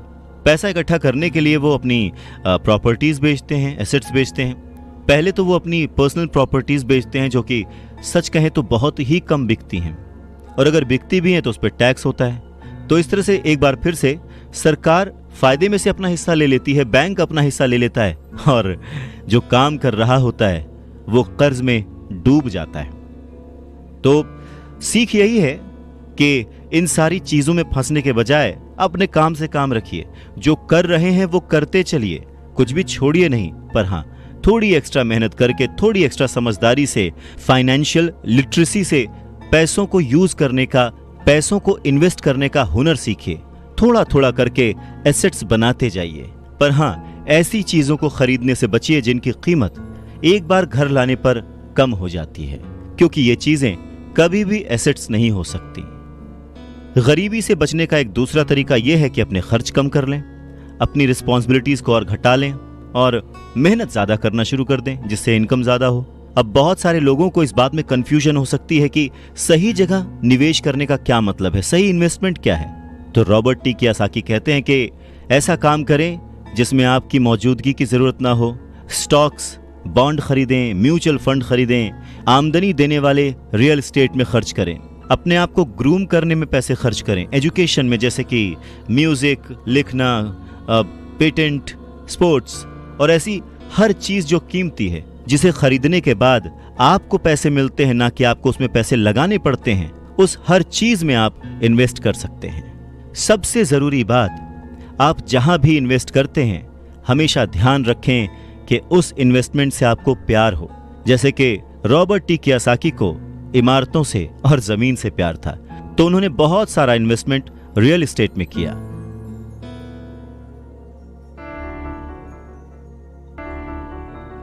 जब पैसे खर्च ही नहीं करने हैं तो फिर कमाएं क्यों, और ऐसी अमीरी का क्या फायदा। नमस्कार, मैं हूं अवधेश श्रीवास्तव। ये सवाल हम सभी के मन में आ सकता है। इस बात पर रॉबर्ट टी कियोसाकी कहते हैं कि यह सिर्फ सोच का अंतर है। जो अमीर आदमी होता है वो भी ये चीजें खरीदता है, वो विलासिता की चीजें खरीदता है, लेकिन सबसे बाद में। पहले वो ये देखता है कि क्या करने से उसे फायदा हो सकता है और किस चीज की उसे सबसे ज्यादा जरूरत है। वहीं उल्टा जो मिडिल क्लास आदमी है या गरीब आदमी है, वो थोड़ा सा पैसा आने पर भी सबसे पहले वो अपने शौक पूरे करता है। घर, हीरे, ज्वेलरी, गाड़ियां, कुछ भी खरीद लेता है। अमीर आदमियों के पास भी ये सब होता है, पर फर्क सिर्फ इतना है कि वो उधार के दलदल में नहीं फंसते। वो लोग जिनके पास पीढ़ियों से पैसा है, जो लंबे समय से अमीर हैं, वो अपनी अर्निंग वाले कॉलम को सबसे पहले बनाते हैं, उसे सिक्योर करते हैं। उसके बाद उनके एसेट्स वाले कॉलम से जो आमदनी होती है, जो इनकम होती है, उससे वो अपनी लग्जूरियस लाइफ जीते हैं, एंजॉय करते हैं।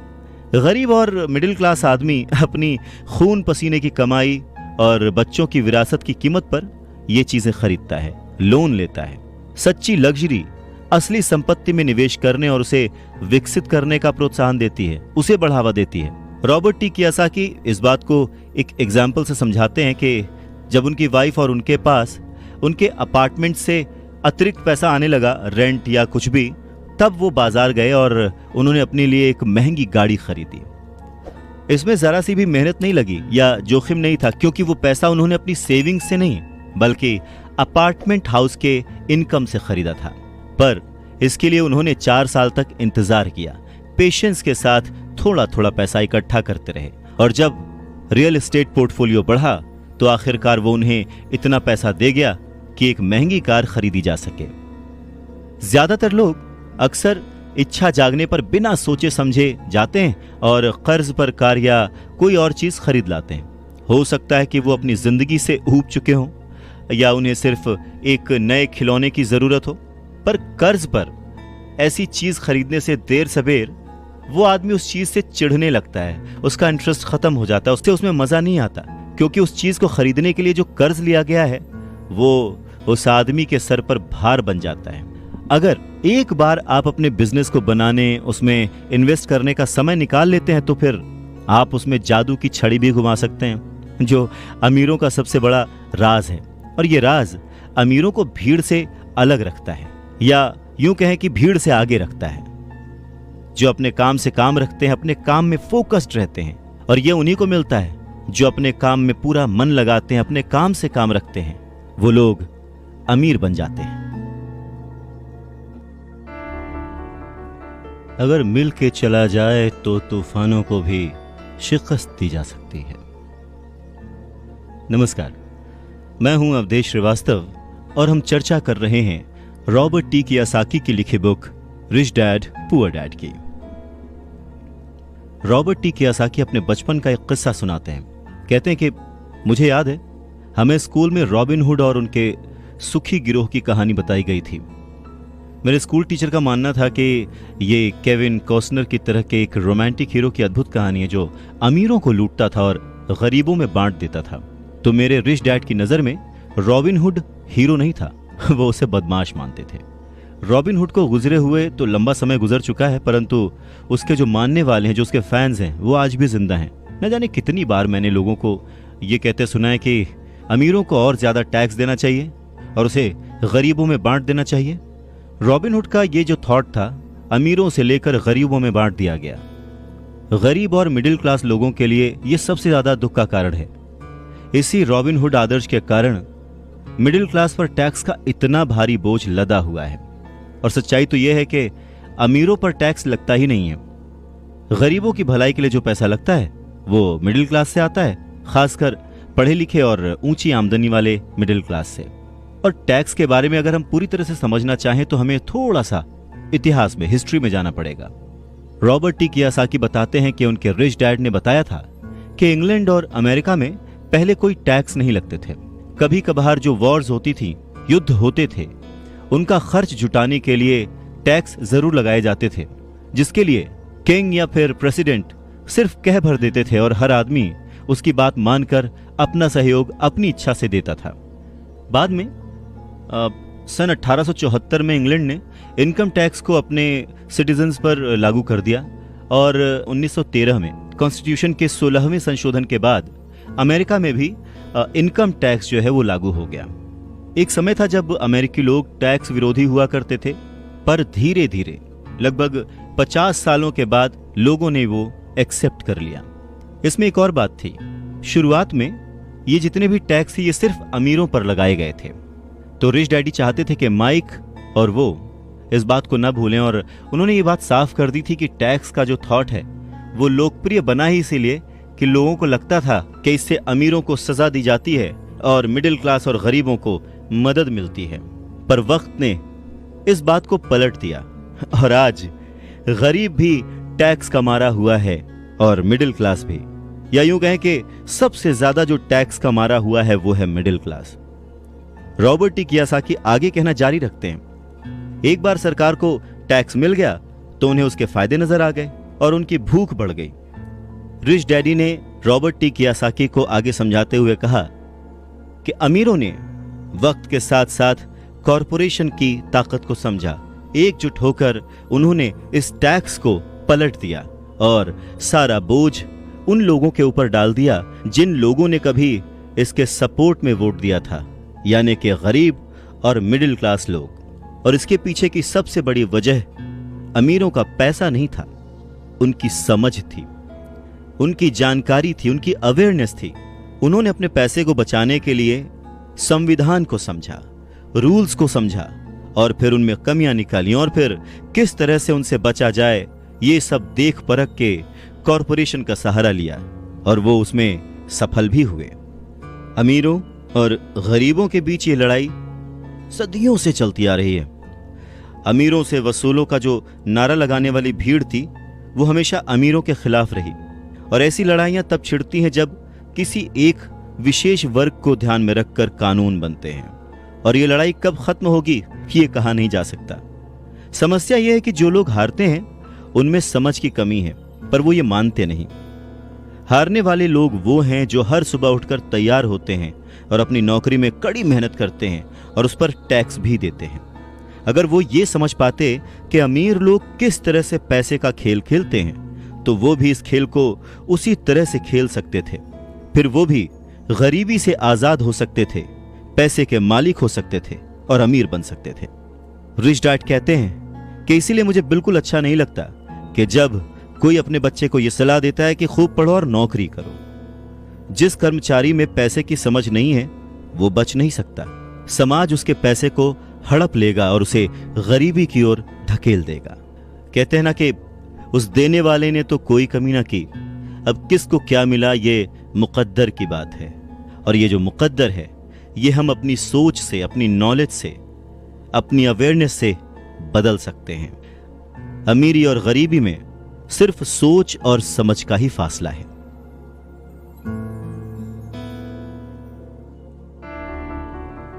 न हारना जरूरी है न जीतना जरूरी है, अरे ये जीवन का खेल है, इसे खेलना जरूरी है।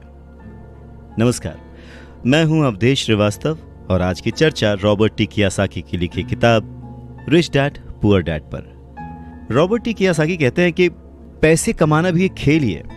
अगर आप इसे एक खेल की तरह एंजॉय करेंगे तो आप और ज्यादा रिच होते जाएंगे। हर हफ्ते वो निवेश करते हैं और कभी हारते हैं कभी जीतते हैं। जब जीतते हैं तो उस निवेश को अगले हफ्ते के लिए सेव कर लेते हैं और जब हारते हैं तो खुद से जीतने वाले की आंख में आंख डालकर कहते हैं ठीक है, अगले सैटरडे फिर मिलते हैं। रॉबर्ट टी कियोसाकी की बात से ये समझ में आता है कि पैसा कमाना भी एक खेल जैसा ही है। अगर आप उसे एंजॉय करते हैं, उसके पीछे नहीं भागते हैं, तो आप धीरे धीरे ही सही पर ग्रो करेंगे और जल्द ही अमीर बन जाएंगे। इंसान गलतियां करता है और उन गलतियों से सीखता है। अमीर बनना भी कुछ वैसा ही है। कभी आप गलती करते हैं और हार जाते हैं, कभी आप उस गलती को सुधारते हैं और जीत जाते हैं। वैसे बचपन से जवानी तक जब भी हम स्कूल्स में पढ़ते हैं या हमारे आसपास भी, बच्चों को गलतियां करना अलाउड नहीं होता। उन्हें कहा तो जरूर जाता है कि आप गलती कर सकते हैं, पर जैसे ही बच्चा गलती करता है उसे टोक दिया जाता है, उसे रोक दिया जाता है, उसे डांटा जाता है और धीरे धीरे हमारे मन में ये धारणा बन जाती है कि गलती करना इज नॉट अलाउड। पर अगर देखा जाए, हम इंसान गलती करके ही सीखते हैं। हमने आज तक जो कुछ भी अचीव किया है, अपनी गलतियों से अचीव किया है। इसी बात को आगे बढ़ाते हुए रॉबर्ट टी कियोसाकी कहते हैं कि इन्वेस्टर्स दो तरह के होते हैं। पहले वो जो नॉर्मल इन्वेस्टर्स होते हैं, जो एक पैकेज में निवेश करते हैं, रिटेल आउटलेट में फ़ोन करते हैं, जैसे एक रियल एस्टेट कंपनी या स्टॉक ब्रोकर या फाइनेंशियल प्लानर को, और फिर वो कुछ छोटा छोटा खरीद लेते हैं। ये एक म्यूचुअल फंड, स्टॉक या बॉन्ड हो सकता है। ये निवेश का एक अच्छा और साफ सुथरा तरीका है और आसान भी है। ये उसी तरह की खरीदारी हो गई जैसे कि कोई कस्टमर कंप्यूटर स्टोर में जाकर शेल्फ पर रखे कंप्यूटर को खरीद ले। वहीं दूसरी तरह के जो इन्वेस्टर्स होते हैं, वो अपने इन्वेस्टमेंट को बनाते हैं। वो किसी दूसरे से नहीं खरीदते, वो अपना इन्वेस्टमेंट खुद बनाते हैं। इस तरह के इन्वेस्टर्स आमतौर पर अपने सौदों को असेंबल करते हैं, जिस तरह कंप्यूटर इंजीनियर कंप्यूटर के पुर्जों को असेंबल करते हैं। वो अलग अलग जगहों से सस्ते पार्ट्स लाते हैं और उन पार्ट्स से एक पूरा कंप्यूटर असेंबल करते हैं, जो कि उन्हें बहुत सस्ता पड़ता है, और फिर वो उसे महंगे दामों में बेच देते हैं। ठीक उसी तरह से जो दूसरा निवेशक है, वो आर्थिक अवसरों के पुर्जों को अच्छी तरह से ऑब्जर्व करता है। ठीक इसी तरह से जो दूसरा इन्वेस्टर है, वो समय को पहचानता है और मौके की नज़ाकत को देखते हुए, अपने कमर्शियल फायदे को देखते हुए चीज़ों को इस्तेमाल करता है। और जो दूसरे किस्म का इन्वेस्टर है, सच में वही प्रोफेशनल इन्वेस्टर होता है। अमीर बनने की राह में, रिच बनने की राह में ये जानना बहुत ज़रूरी है कि किस समय पर क्या एक्शन लिया जाए जिससे आपकी किस्मत बदल जाए और आपको नुकसान भी ना हो। अगर आप दूसरे किस्म के इन्वेस्टर बनना चाहते हैं, तो आपको खास तौर से इन 3 क्वालिटीज को अपने अंदर इंप्रूव करना होगा, क्योंकि फाइनेंशियल इंटेलिजेंस के अलावा इन क्वालिटीज की भी जरूरत होती है। पहला, किस तरह ऐसे मौके को खोजें जो दूसरों को दिखाई नहीं देता। दूसरे लोग अपनी आंखों से उस मौके को नहीं देख पाते, पर आप अपने दिमाग से और अपने एक्सपीरियंस से उन मौकों को देख सकते हैं। एग्जाम्पल के लिए रॉबर्ट टी कियोसाकी के एक दोस्त ने एक पुराना घर खरीदा जो देखने में बुरा था। हर एक को हैरत थी कि उसने इसे खरीद क्यों लिया, पर दूसरे जो नहीं देख पाए थे, वो उनके दोस्त ने देख लिया था, और वो था घर के साथ 4 खाली जमीन के टुकड़े। घर खरीदने के बाद उसने उसे तोड़ा और उन 5 प्लॉट्स को मिलाकर बिल्डर को बेच दिया। इस सारे डील में उसे जो उसने पैसा लगाया था वो तो मिला ही, उसके ऊपर से 3 गुना रकम और मिली। उसने सिर्फ 2 महीने के काम में लाखों रुपए कमा लिए, जो कि उनके लिए बहुत ज्यादा नहीं थी, पर फिर भी देखा जाए कि उन 2 महीनों की मेहनत में अगर वो जॉब में होता तो कितना कमाता वर्सेस उसने इस डील से जो कमाया। दूसरा पॉइंट, पैसा किस तरह से इकट्ठा किया जाए। औसत आदमी बैंक जाता है, पर इस दूसरे किस्म के इन्वेस्टर को यह पता होना चाहिए कि पैसा किस तरह जुटाया जाए और बिना बैंक जाए, बिना लोन लिए किस तरह से पैसा इकट्ठा किया जाए। रॉबर्ट टी कियोसाकी कहते हैं कि उन्होंने भी यह सीखा कि बिना बैंक की मदद लिए घर कैसे खरीदे जा सकते हैं। घर खरीदना बहुत इंपॉर्टेंट नहीं है, पर पैसा इकट्ठा करना बहुत इंपॉर्टेंट है और बहुत ही रेयर आर्ट है। अक्सर वो लोगों को ये कहते सुनते हैं कि बैंक मुझे लोन नहीं दे रहा, या मेरे पास इसे खरीदने के लिए पैसे ही नहीं है। अगर आप दूसरे किस्म के इन्वेस्टर बनना चाहते हैं तो आपको ये सीखने की ज़रूरत है, क्योंकि ज़्यादातर लोग सिर्फ इसीलिए सौदे नहीं कर पाते क्योंकि उनके पास पैसा ही नहीं होता। तो अगर आप इस प्रॉब्लम को पार कर सकते हैं तो आप एक सच्चे इन्वेस्टर हो सकते हैं और बहुत प्रॉफिट कमा सकते हैं। तीसरा पॉइंट, किस तरह से स्मार्ट लोगों को इकट्ठा किया जाए। ऐसे लोग बहुत समझदार होते हैं जो या तो अपने से ज्यादा समझदार लोगों के साथ काम करते हैं या फिर उन्हें अपने साथ काम पर रख लेते हैं। जब भी आपको सलाह की जरूरत होगी ना, तो यही समझदार लोग आपके सलाहकार का काम करेंगे। तो सीखने के लिए बहुत कुछ है, पर हां, अगर आपने मन लगाकर सीखा तो आपको उसके फायदे भी बहुत मिलेंगे। पर हां, अगर आपके अंदर इतनी इच्छा नहीं है, आप इतना टाइम नहीं दे सकते, आप उतने अमीर नहीं बनना चाहते, तो फिर आपको पहले किस्म का ही इन्वेस्टर बने रहना चाहिए। आप तो जानते हैं, वही आपकी सबसे बड़ी पूंजी है। आप जो नहीं जानते वही आपका सबसे बड़ा जोखिम है। जोखिम तो हमेशा रहता है, इसीलिए इससे बचने के बजाय इसे मैनेज करना सीखें, तभी आप तरक्की कर पाएंगे और अमीर बन पाएंगे।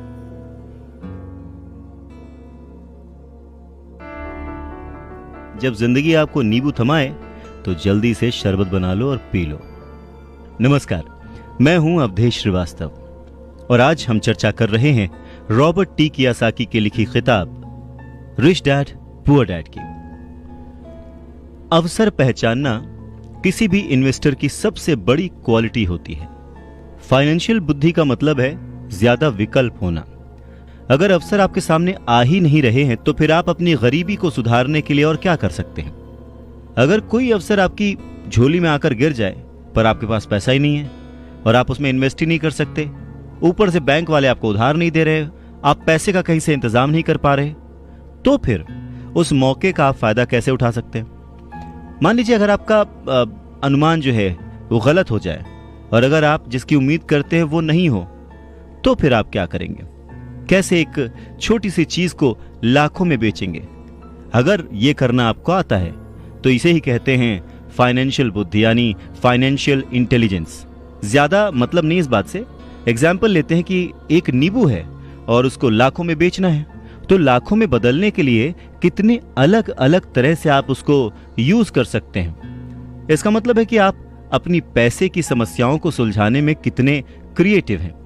ज्यादातर लोग केवल एक समाधान जानते हैं, नींबू निचोड़ो और शरबत बना के पी लो, यानी कि कड़ी मेहनत करो, बचत करो और उधार लो।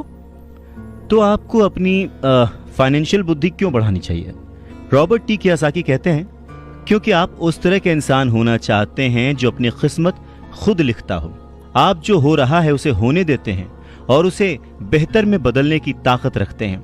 ऐसे बहुत कम लोग ये बात समझ पाते हैं कि किस्मत भी हम ही लिखते हैं। जिस तरह की पैसा बनाया जाता है, अगर आप ज्यादा किस्मत वाले होना चाहते हैं और ज्यादा पैसा बनाना चाहते हैं तो बहुत कड़ी मेहनत करने के अलावा आपको अपनी फाइनेंशियल बुद्धि को भी तैयार करना होगा, सीखना होगा। अगर आप इस तरह के आदमी हैं जो सही चीज होने का इंतजार करता है, तो शायद आपको बहुत लंबे समय तक इंतजार करना पड़ सकता है।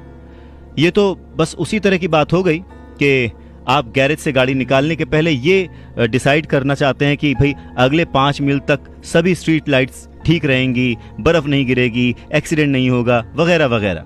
ये चीजें आपके कंट्रोल में नहीं हैं। आपके कंट्रोल में है सिर्फ गाड़ी चलाना। ठीक उसी तरह से आपके कंट्रोल में है अपने प्लान्स बनाना, अपनी समझ और सूझबूझ का इस्तेमाल करते हुए।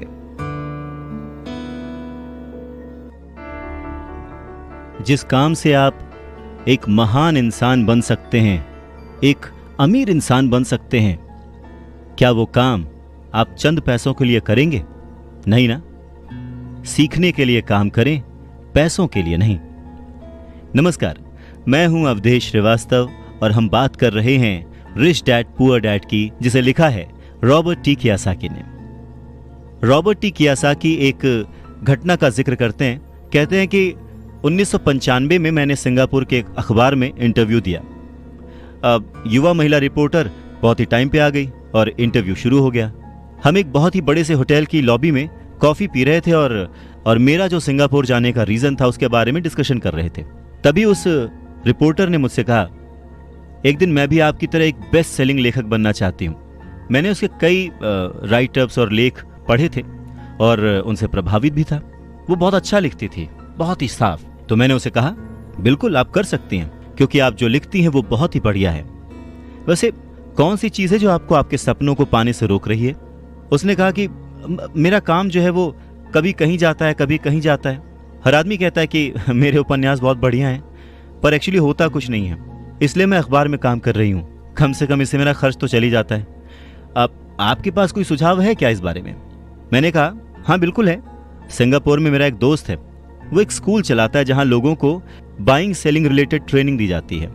वो सिंगापुर में कई बहुत ही बड़े बड़े कॉरपोरेशंस के लिए सेल्स ट्रेनिंग कोर्स चलाता है, और मैं समझता हूँ कि उसके कोर्स में शामिल होने से आपका करियर बहुत ज़्यादा आगे चला जाएगा। ये बात सुनने के बाद वो थोड़ा सा रूखी हो गई। वो कहने लगी कि मतलब आप ये कहना चाहते हैं कि मुझे ये सब सीखने के लिए स्कूल जाना पड़ेगा? तो मैंने हाँ कह के सिर हिलाया, और फिर उसे इस बात पर विश्वास ही नहीं हुआ कि मैं सचमुच उसे स्कूल जाने के लिए कह रहा हूँ। मैंने उसे कहा कि इसमें गलत ही क्या है, पर तब मुझे रियलाइज हुआ कि मुझे अपने शब्द वापस ले लेने चाहिए। उसे मेरी किसी बात का बुरा लग गया था शायद, और अब मैं सोच रहा था कि कितना अच्छा होता अगर मैंने उसे कुछ भी सुझाव नहीं दिया होता। उसकी मदद करने की कोशिश में मैंने वो सुझाव दिया था, और अब मुझे खुद ही बुरा लग रहा था। उसने कहा कि मेरे पास इंग्लिश लिटरेचर में मास्टर्स डिग्री है, मैं सेल्समैन बनना सीखने के लिए स्कूल क्यों जाऊं? मैं एक प्रोफेशन में प्रशिक्षित होने के लिए स्कूल गई थी ताकि मुझे सेल्समैन ना बनना पड़े। अब वो अपना ब्रीफकेस ताकत से बंद कर रही थी और इंटरव्यू खत्म हो चुका था, और उसकी बॉडी लैंग्वेज से पता लग रहा था कि वो नाराज थी। वहीं कॉफी टेबल पर मेरी एक बेस्ट सेलिंग बुक रखी हुई थी। मैंने उसे उठाया और उस लेडी के द्वारा लिखे गए नोट्स को भी अपने दूसरे हाथ में रखा। मैंने उसे कहा कि क्या आप इसे देख सकती हैं? मैंने उसके नोट्स की तरफ इशारा किया। उसने अपने नोट्स पर नजर डाली। क्या? उसने उलझन में कहा। एक बार फिर मैंने उसके नोट्स की तरफ जानबूझकर इशारा किया। एक बार फिर मैंने उसके नोट्स की तरफ जानबूझकर इशारा किया, जिस पर उसने लिखा था रॉबर्ट कियोसाकी, बेस्ट सेलिंग लेखक। यहां पर बेस्ट सेलिंग राइटर लिखा हुआ है, ना कि बेस्ट राइटिंग राइटर। तब उसे मेरी बात समझ में आई। लहरों से डर करके नौका पार नहीं होती, कोशिश करने वालों की हार नहीं होती। नमस्कार, मैं हूं अवधेश श्रीवास्तव, और आज चर्चा है रिच डैड पुअर डैड पर। रॉबर्ट टी कियोसाकी कहते हैं कि जब आप रिच बनने की सोचते हैं, रिच बनने की ठानते हैं, अमीर बनने की कोशिश करते हैं, तो बहुत सारी बाधाओं को पार करना पड़ता है। तो उनके अनुसार अमीरी की राह में ऐसी 5 बाधाएं हैं जो लोगों को रोकती हैं आगे बढ़ने से। सो पहला कारण है डर, पैसा खोने के डर से पार पाना। रॉबर्ट टी कियोसाकी कहते हैं कि वो अपनी जिंदगी में ऐसे न जाने कितने अमीर लोगों से मिले हैं जिन्हें पैसे का नुकसान हुआ है, पर वो फिर भी अमीर हैं। पर ऐसे एक भी गरीब इंसान से नहीं मिले हैं जिसने अपनी एक दमड़ी भी खोई है अमीर बनने की राह में, इन्वेस्टमेंट की राह में। पैसा खो जाने का डर बहुत ही नेचुरल है, बहुत ही स्वाभाविक है। ये हर इंसान को होता है, अमीरों को भी होता है, गरीबों को भी होता है। पर प्रॉब्लम डर नहीं है, प्रॉब्लम है कि आप इस डर का सामना किस तरह से करते हैं। पैसा खोने के बाद की स्थिति से, उसकी सिचुएशन से किस तरह से बाहर आते हैं। आप अपनी असफलताओं को किस तरह से ट्रीट करते हैं, ये आपकी लाइफ में बहुत इंपॉर्टेंट है। ये आपकी लाइफ में केवल पैसे के बारे में नहीं है, बल्कि हर चीज के बारे में है। एक अमीर आदमी और एक गरीब आदमी के बीच का जो अंतर होता है वो बस यही होता है कि अमीर आदमी अपने डर से किस तरह से जीतता है और गरीब आदमी अपने डर से किस तरह से हार जाता है। लोगों के पैसा खोने का डर ठीक वैसा ही है जैसे कि मोटरसाइकिल से गिरने पर चोट लगने का डर। उस चोट लगने के डर से ज्यादा एक्साइटमेंट आपको उस बाइक को चलाने का होता है, और उसी एक्साइटमेंट में, उसी खुशी में आप बाइक चलाना सीख लेते हैं। ठीक वैसे ही पैसे के खोने के डर से ज्यादा उसे अर्न करने की खुशी अगर आपको हो, तो आप धीरे धीरे प्लान्ड वे में एसेट्स पर ध्यान देंगे, उन्हें खरीदेंगे और एक वक्त पर अमीर बन जाएंगे। मैं अकेला ही चला था जानिबे मंजिल, मगर लोग यूं जुड़ते गए और कारवां बनता गया। नमस्कार, मैं हूं अवधेश श्रीवास्तव, और आज चर्चा कर रहे हैं हम रिच डैड पुअर डैड की। रॉबर्ट टी कियोसाकी कहते हैं कि पैसा मेरे लिए काम करे और मैं पैसे के लिए काम ना करूं। मेरा ये पहला सबक दरअसल ताकत के बारे में है। अगर आप पैसे के लिए काम करते हैं तो आप ताकत को अपने बॉस के हाथ में दे देते हैं, या आप जिसके लिए काम कर रहे होते हैं आप अपनी आज़ादी उसके हाथ में दे देते हैं। अगर आपका पैसा आपके लिए काम करता है तो आप अपने पैसे के, अपने काम के, अपनी जिंदगी के खुद मालिक होते हैं। एक बार हमें हमारे लिए काम करने वाले पैसे की ताकत का ज्ञान हो जाए, फिर हमें पैसे के लिहाज से स्मार्ट हो जाना चाहिए और हमें डराने वाले लोगों से निपटने के लिए रास्ते ढूंढ लेने चाहिए। पर ऐसा करने के लिए आपको कानून की समझ होनी चाहिए, अपने आसपास की समझ होनी चाहिए, मार्केट में क्या चल रहा है इस बात की समझ होनी चाहिए, और सिस्टम कैसे काम करता है इसकी भी समझ होनी चाहिए। अगर आप अवेयर नहीं हैं, मतलब नॉलेजेबल नहीं हैं, अज्ञानी हैं, आप केयरलेस हैं, अपनी चीज़ों को समझना नहीं चाहते, तो आपको बड़ी आसानी से डराया और हराया जा सकता है। अगर आप जानते हैं कि आप क्या बात कर रहे हैं और मुसीबत कैसी है और उसे कैसे सॉल्व किया जाए, तो आपको आसानी से डराया नहीं जा सकता। रॉबर्ट कियोसाकी के रिच डैडी हमेशा उन्हें ये कहा करते थे कि स्मार्ट बनो, ताकि तुम्हें कोई भी कहीं से भी आके धक्का ना दे जाए, और उन्होंने अपनी जिंदगी में बस इसी उसूल को अपनाया था। वो कानून जानते थे क्योंकि वो कानून का आदर करते थे। वो कानून जानते थे क्योंकि कानून न जानना बहुत महंगा साबित हो सकता था। अगर आप जानते हैं कि आप सही हैं तो आप किसी से भी उलझने से नहीं डरेंगे, आप किसी के भी सामने अपनी बात रखने से नहीं डरेंगे, चाहे आपका मुकाबला विश्व के सबसे ताकतवर आदमी से ही क्यों ना हो। तो रॉबर्ट टी कियोसाकी के जो पुअर डैड थे वो हमेशा उन्हें मोटिवेट करते थे कि वो कुछ भी करके एक अच्छी सी नौकरी कर लें, कॉरपोरेशन में किसी ऊंचे पद पर चले जाएं। और यही बात जब रॉबर्ट टी कियोसाकी ने अपने रिच डैड से शेयर की तो वो हंसे और उन्होंने कहा कि उस कॉरपोरेट लैडर पर चढ़ने की बजाय क्यों ना उसका मालिक ही बन जाया जाए। बचपन में रॉबर्ट टी कियोसाकी को यह समझ नहीं आया था कि कॉरपोरेशन के मालिक होने से रिच डैड का क्या मतलब था। पर मुद्दे की बात यह है कि अगर रॉबर्ट टी कियोसाकी के रिच डैड नहीं होते तो वो अपने पुअर डैड की बात मानकर किसी जगह नौकरी कर रहे होते। उनके रिच डैड ने बार बार याद दिलाया कि भीड़ के साथ चलने की जरूरत नहीं है, अपनी सोच रखो, अपनी समझ रखो और फिर अपनी जिंदगी की दिशा खुद तय करो। रॉबर्ट टी कियोसाकी अपनी कहानी कहते हैं कि जब तक मैं 25 साल का हुआ तब तक मेरे रिच डैड की सलाह मुझे समझ नहीं आती थी। उन्होंने कुछ दिन पहले ही मरीन कॉर्प्स छोड़ी थी और जेरोक्स कंपनी के लिए काम कर रहे थे। वहां उन्हें बहुत पैसा मिल रहा था, पर बार बार अपनी तनख्वाह को चेक करते थे और हमेशा निराश होते थे। टैक्स इतना ज्यादा कटता था कि उन्हें और ज्यादा काम करना पड़ता था अपनी जरूरतों को पूरा करने के लिए। धीरे धीरे वो सफल होने लगे, सक्सेसफुल होने लगे, तो उनके जो बॉसेस थे उन्होंने उनको प्रमोशन दी और सैलरी बढ़ा दी। उन्हें ये बात सुनकर बहुत अच्छा लगा और जैसे ही उन्होंने अपनी ये बात अपने रिच डैड से शेयर की तो उन्होंने कहा, अच्छा तो तुम्हारे बॉस अमीर बन रहे हैं, तुम्हारी कंपनी अमीर बन रही है, तुम किसके लिए काम कर रहे हो, तुम किसे अमीर बना रहे हो। तो बस 1974 में जेरोक्स के एक कर्मचारी के रूप में ही उन्होंने अपना पहला कॉरपोरेशन बनाया और अपने काम से काम रखना शुरू कर दिया। पहले से ही उन्होंने संपत्ति वाले कॉलम में कुछ चीजें लिख रखी थी और खरीद रखी थी, पर अब उन्होंने ये ठान लिया था कि उन्हें और ज्यादा बढ़ाना है, उन्हें अपने एसेट्स और बढ़ाने हैं और अपनी लायबिलिटीज को और कम करना है।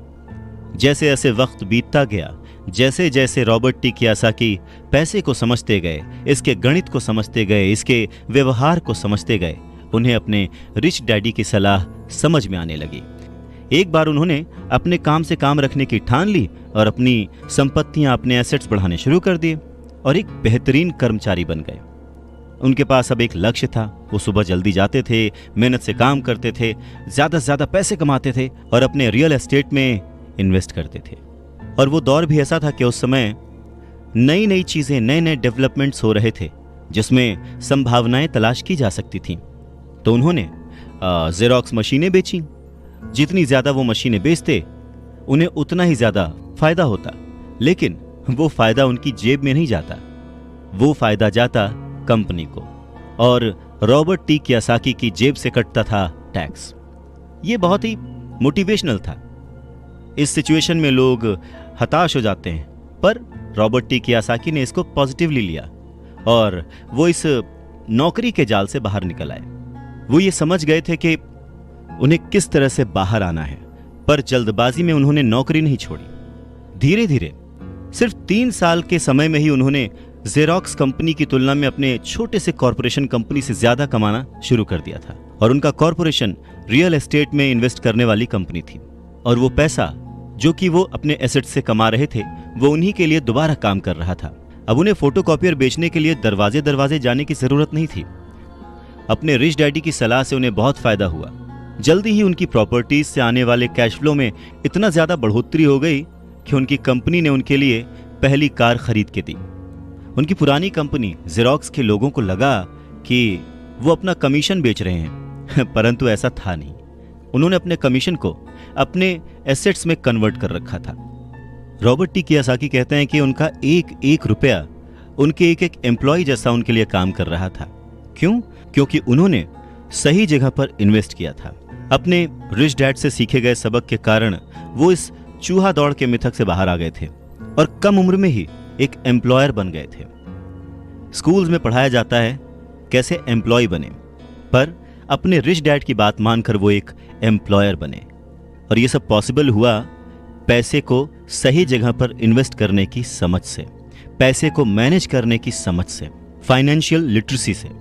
बहुत सारी मुश्किलें आई, पर अपनी सूझबूझ से और अपनी अवेयरनेस से, अपने नॉलेज से रॉबर्ट टी कियोसाकी उन मुश्किलों से आगे बढ़ते गए और लोग उनको फॉलो करने लगे। वो जब भी फाइनेंशियल सेमिनार्स में दूसरों को सिखाने को जाते, उनको अपनी बात बताते, तो वो हमेशा कहते कि फाइनेंशियल आईक्यू स्पेशलाइजेशन के 4 बड़े फील्ड से आने वाले ज्ञान का मिक्सचर है, नॉलेज का मिक्सचर है। सो वो 4 फील्ड्स कौन कौन सी हैं? पहला है अकाउंटिंग। रॉबर्ट टी कियोसाकी कहते हैं कि जिसे मैं फाइनेंशियल साक्षरता कहता हूं, एम्पायर खड़ा करना चाहते हैं, साम्राज्य बनाना चाहते हैं, तो ये सबसे इंपॉर्टेंट है। आप जितने ज्यादा पैसे के लिए जिम्मेदार होंगे, उतना ही ज्यादा आपको बारीकी से नॉलेज होने की जरूरत है, नहीं तो आपका जो साम्राज्य है, आपका जो एम्पायर है, वो ताश के पत्तों की तरह ढह जाएगा। इस योग्यता, इस क्वालिटी की वजह से आप किसी भी बिजनेस की जो कमजोरियां हैं, वीक पॉइंट्स हैं, और उसकी जो प्लस पॉइंट्स हैं, उन्हें पहचान सकते हैं। दूसरा फील्ड है जो इंपॉर्टेंट है, वो है इन्वेस्टमेंट, जिसे वो पैसे से पैसे बनाने का विज्ञान कहते हैं। इसमें तकनीकें, रणनीतियां, स्ट्रैटेजीज, फॉर्मूले, इन सब की जरूरत होती है। तीसरा है बाजार की समझ, मार्केट की समझ, डिमांड एंड सप्लाई का साइंस। बाजार के तकनीकी पहलुओं को जानने की जरूरत है जो कि भावनाओं द्वारा संचालित होते हैं। जी हाँ, मैक्सिमम जनता इमोशनल होकर चीजें करती है और उसका फायदा उन लोगों को होता है जो कि दिमाग से सोचते हैं, खास करके पैसे के बारे में। चाहे वो गाड़ी खरीदना हो, घर खरीदना हो, या कोई भी सुख सुविधाएं हो, ये सारी चीजें इमोशन से होती हैं और फायदा हमेशा दूसरे व्यक्ति को होता है जो इन्हें बेच रहा होता है। और चौथी फील्ड है कानून, लॉ। उदाहरण के तौर पर अकाउंटिंग, इन्वेस्टमेंट और बाजारों की तकनीकी दक्षताओं के सहारे कॉरपोरेशन की जो क्षमता थी वो बहुत बढ़ गई थी। कोई भी आदमी जिसे कॉरपोरेशन के द्वारा दिए जाने वाले टैक्स के फायदों और सुरक्षा का ज्ञान हो, वो बहुत तेजी से तरक्की कर सकता है और अमीर बन सकता है। पर वैसा करना जो कि किसी नौकरीशुदा कर्मचारी के लिए पॉसिबल नहीं है। उन दोनों में उतना ही डिफरेंस होगा जितना कि एक पैदल चलने वाले इंसान में और एक उड़कर जाने वाले में होता है। ये अंतर बहुत ज्यादा है। तो कुल मिलाकर यह कहा जा सकता है कि अपने रिच डैड की गाइडेंस को फॉलो करते हुए रॉबर्ट टी कियोसाकी एक सक्सेसफुल इंसान बने, जिन्हें दुनिया फॉलो करती है और जिनकी लिखी बातें पढ़कर और जिनकी बातें सुनकर लोग आज भी मोटिवेट होते हैं। हेलो दोस्तों, अगर आपको ये बुक समरी पसंद आई है तो इसे 5 स्टार रेटिंग देना ना भूलिएगा। हमें कमेंट सेक्शन में जाकर ये भी बताइए कि आप कौन सी बुक्स की समरीज सुनना पसंद करेंगे, और ना हम अपनी इन समरीज को और बेटर कैसे बना सकते हैं, इसके बारे में भी आप फीडबैक हमें दे सकते हैं।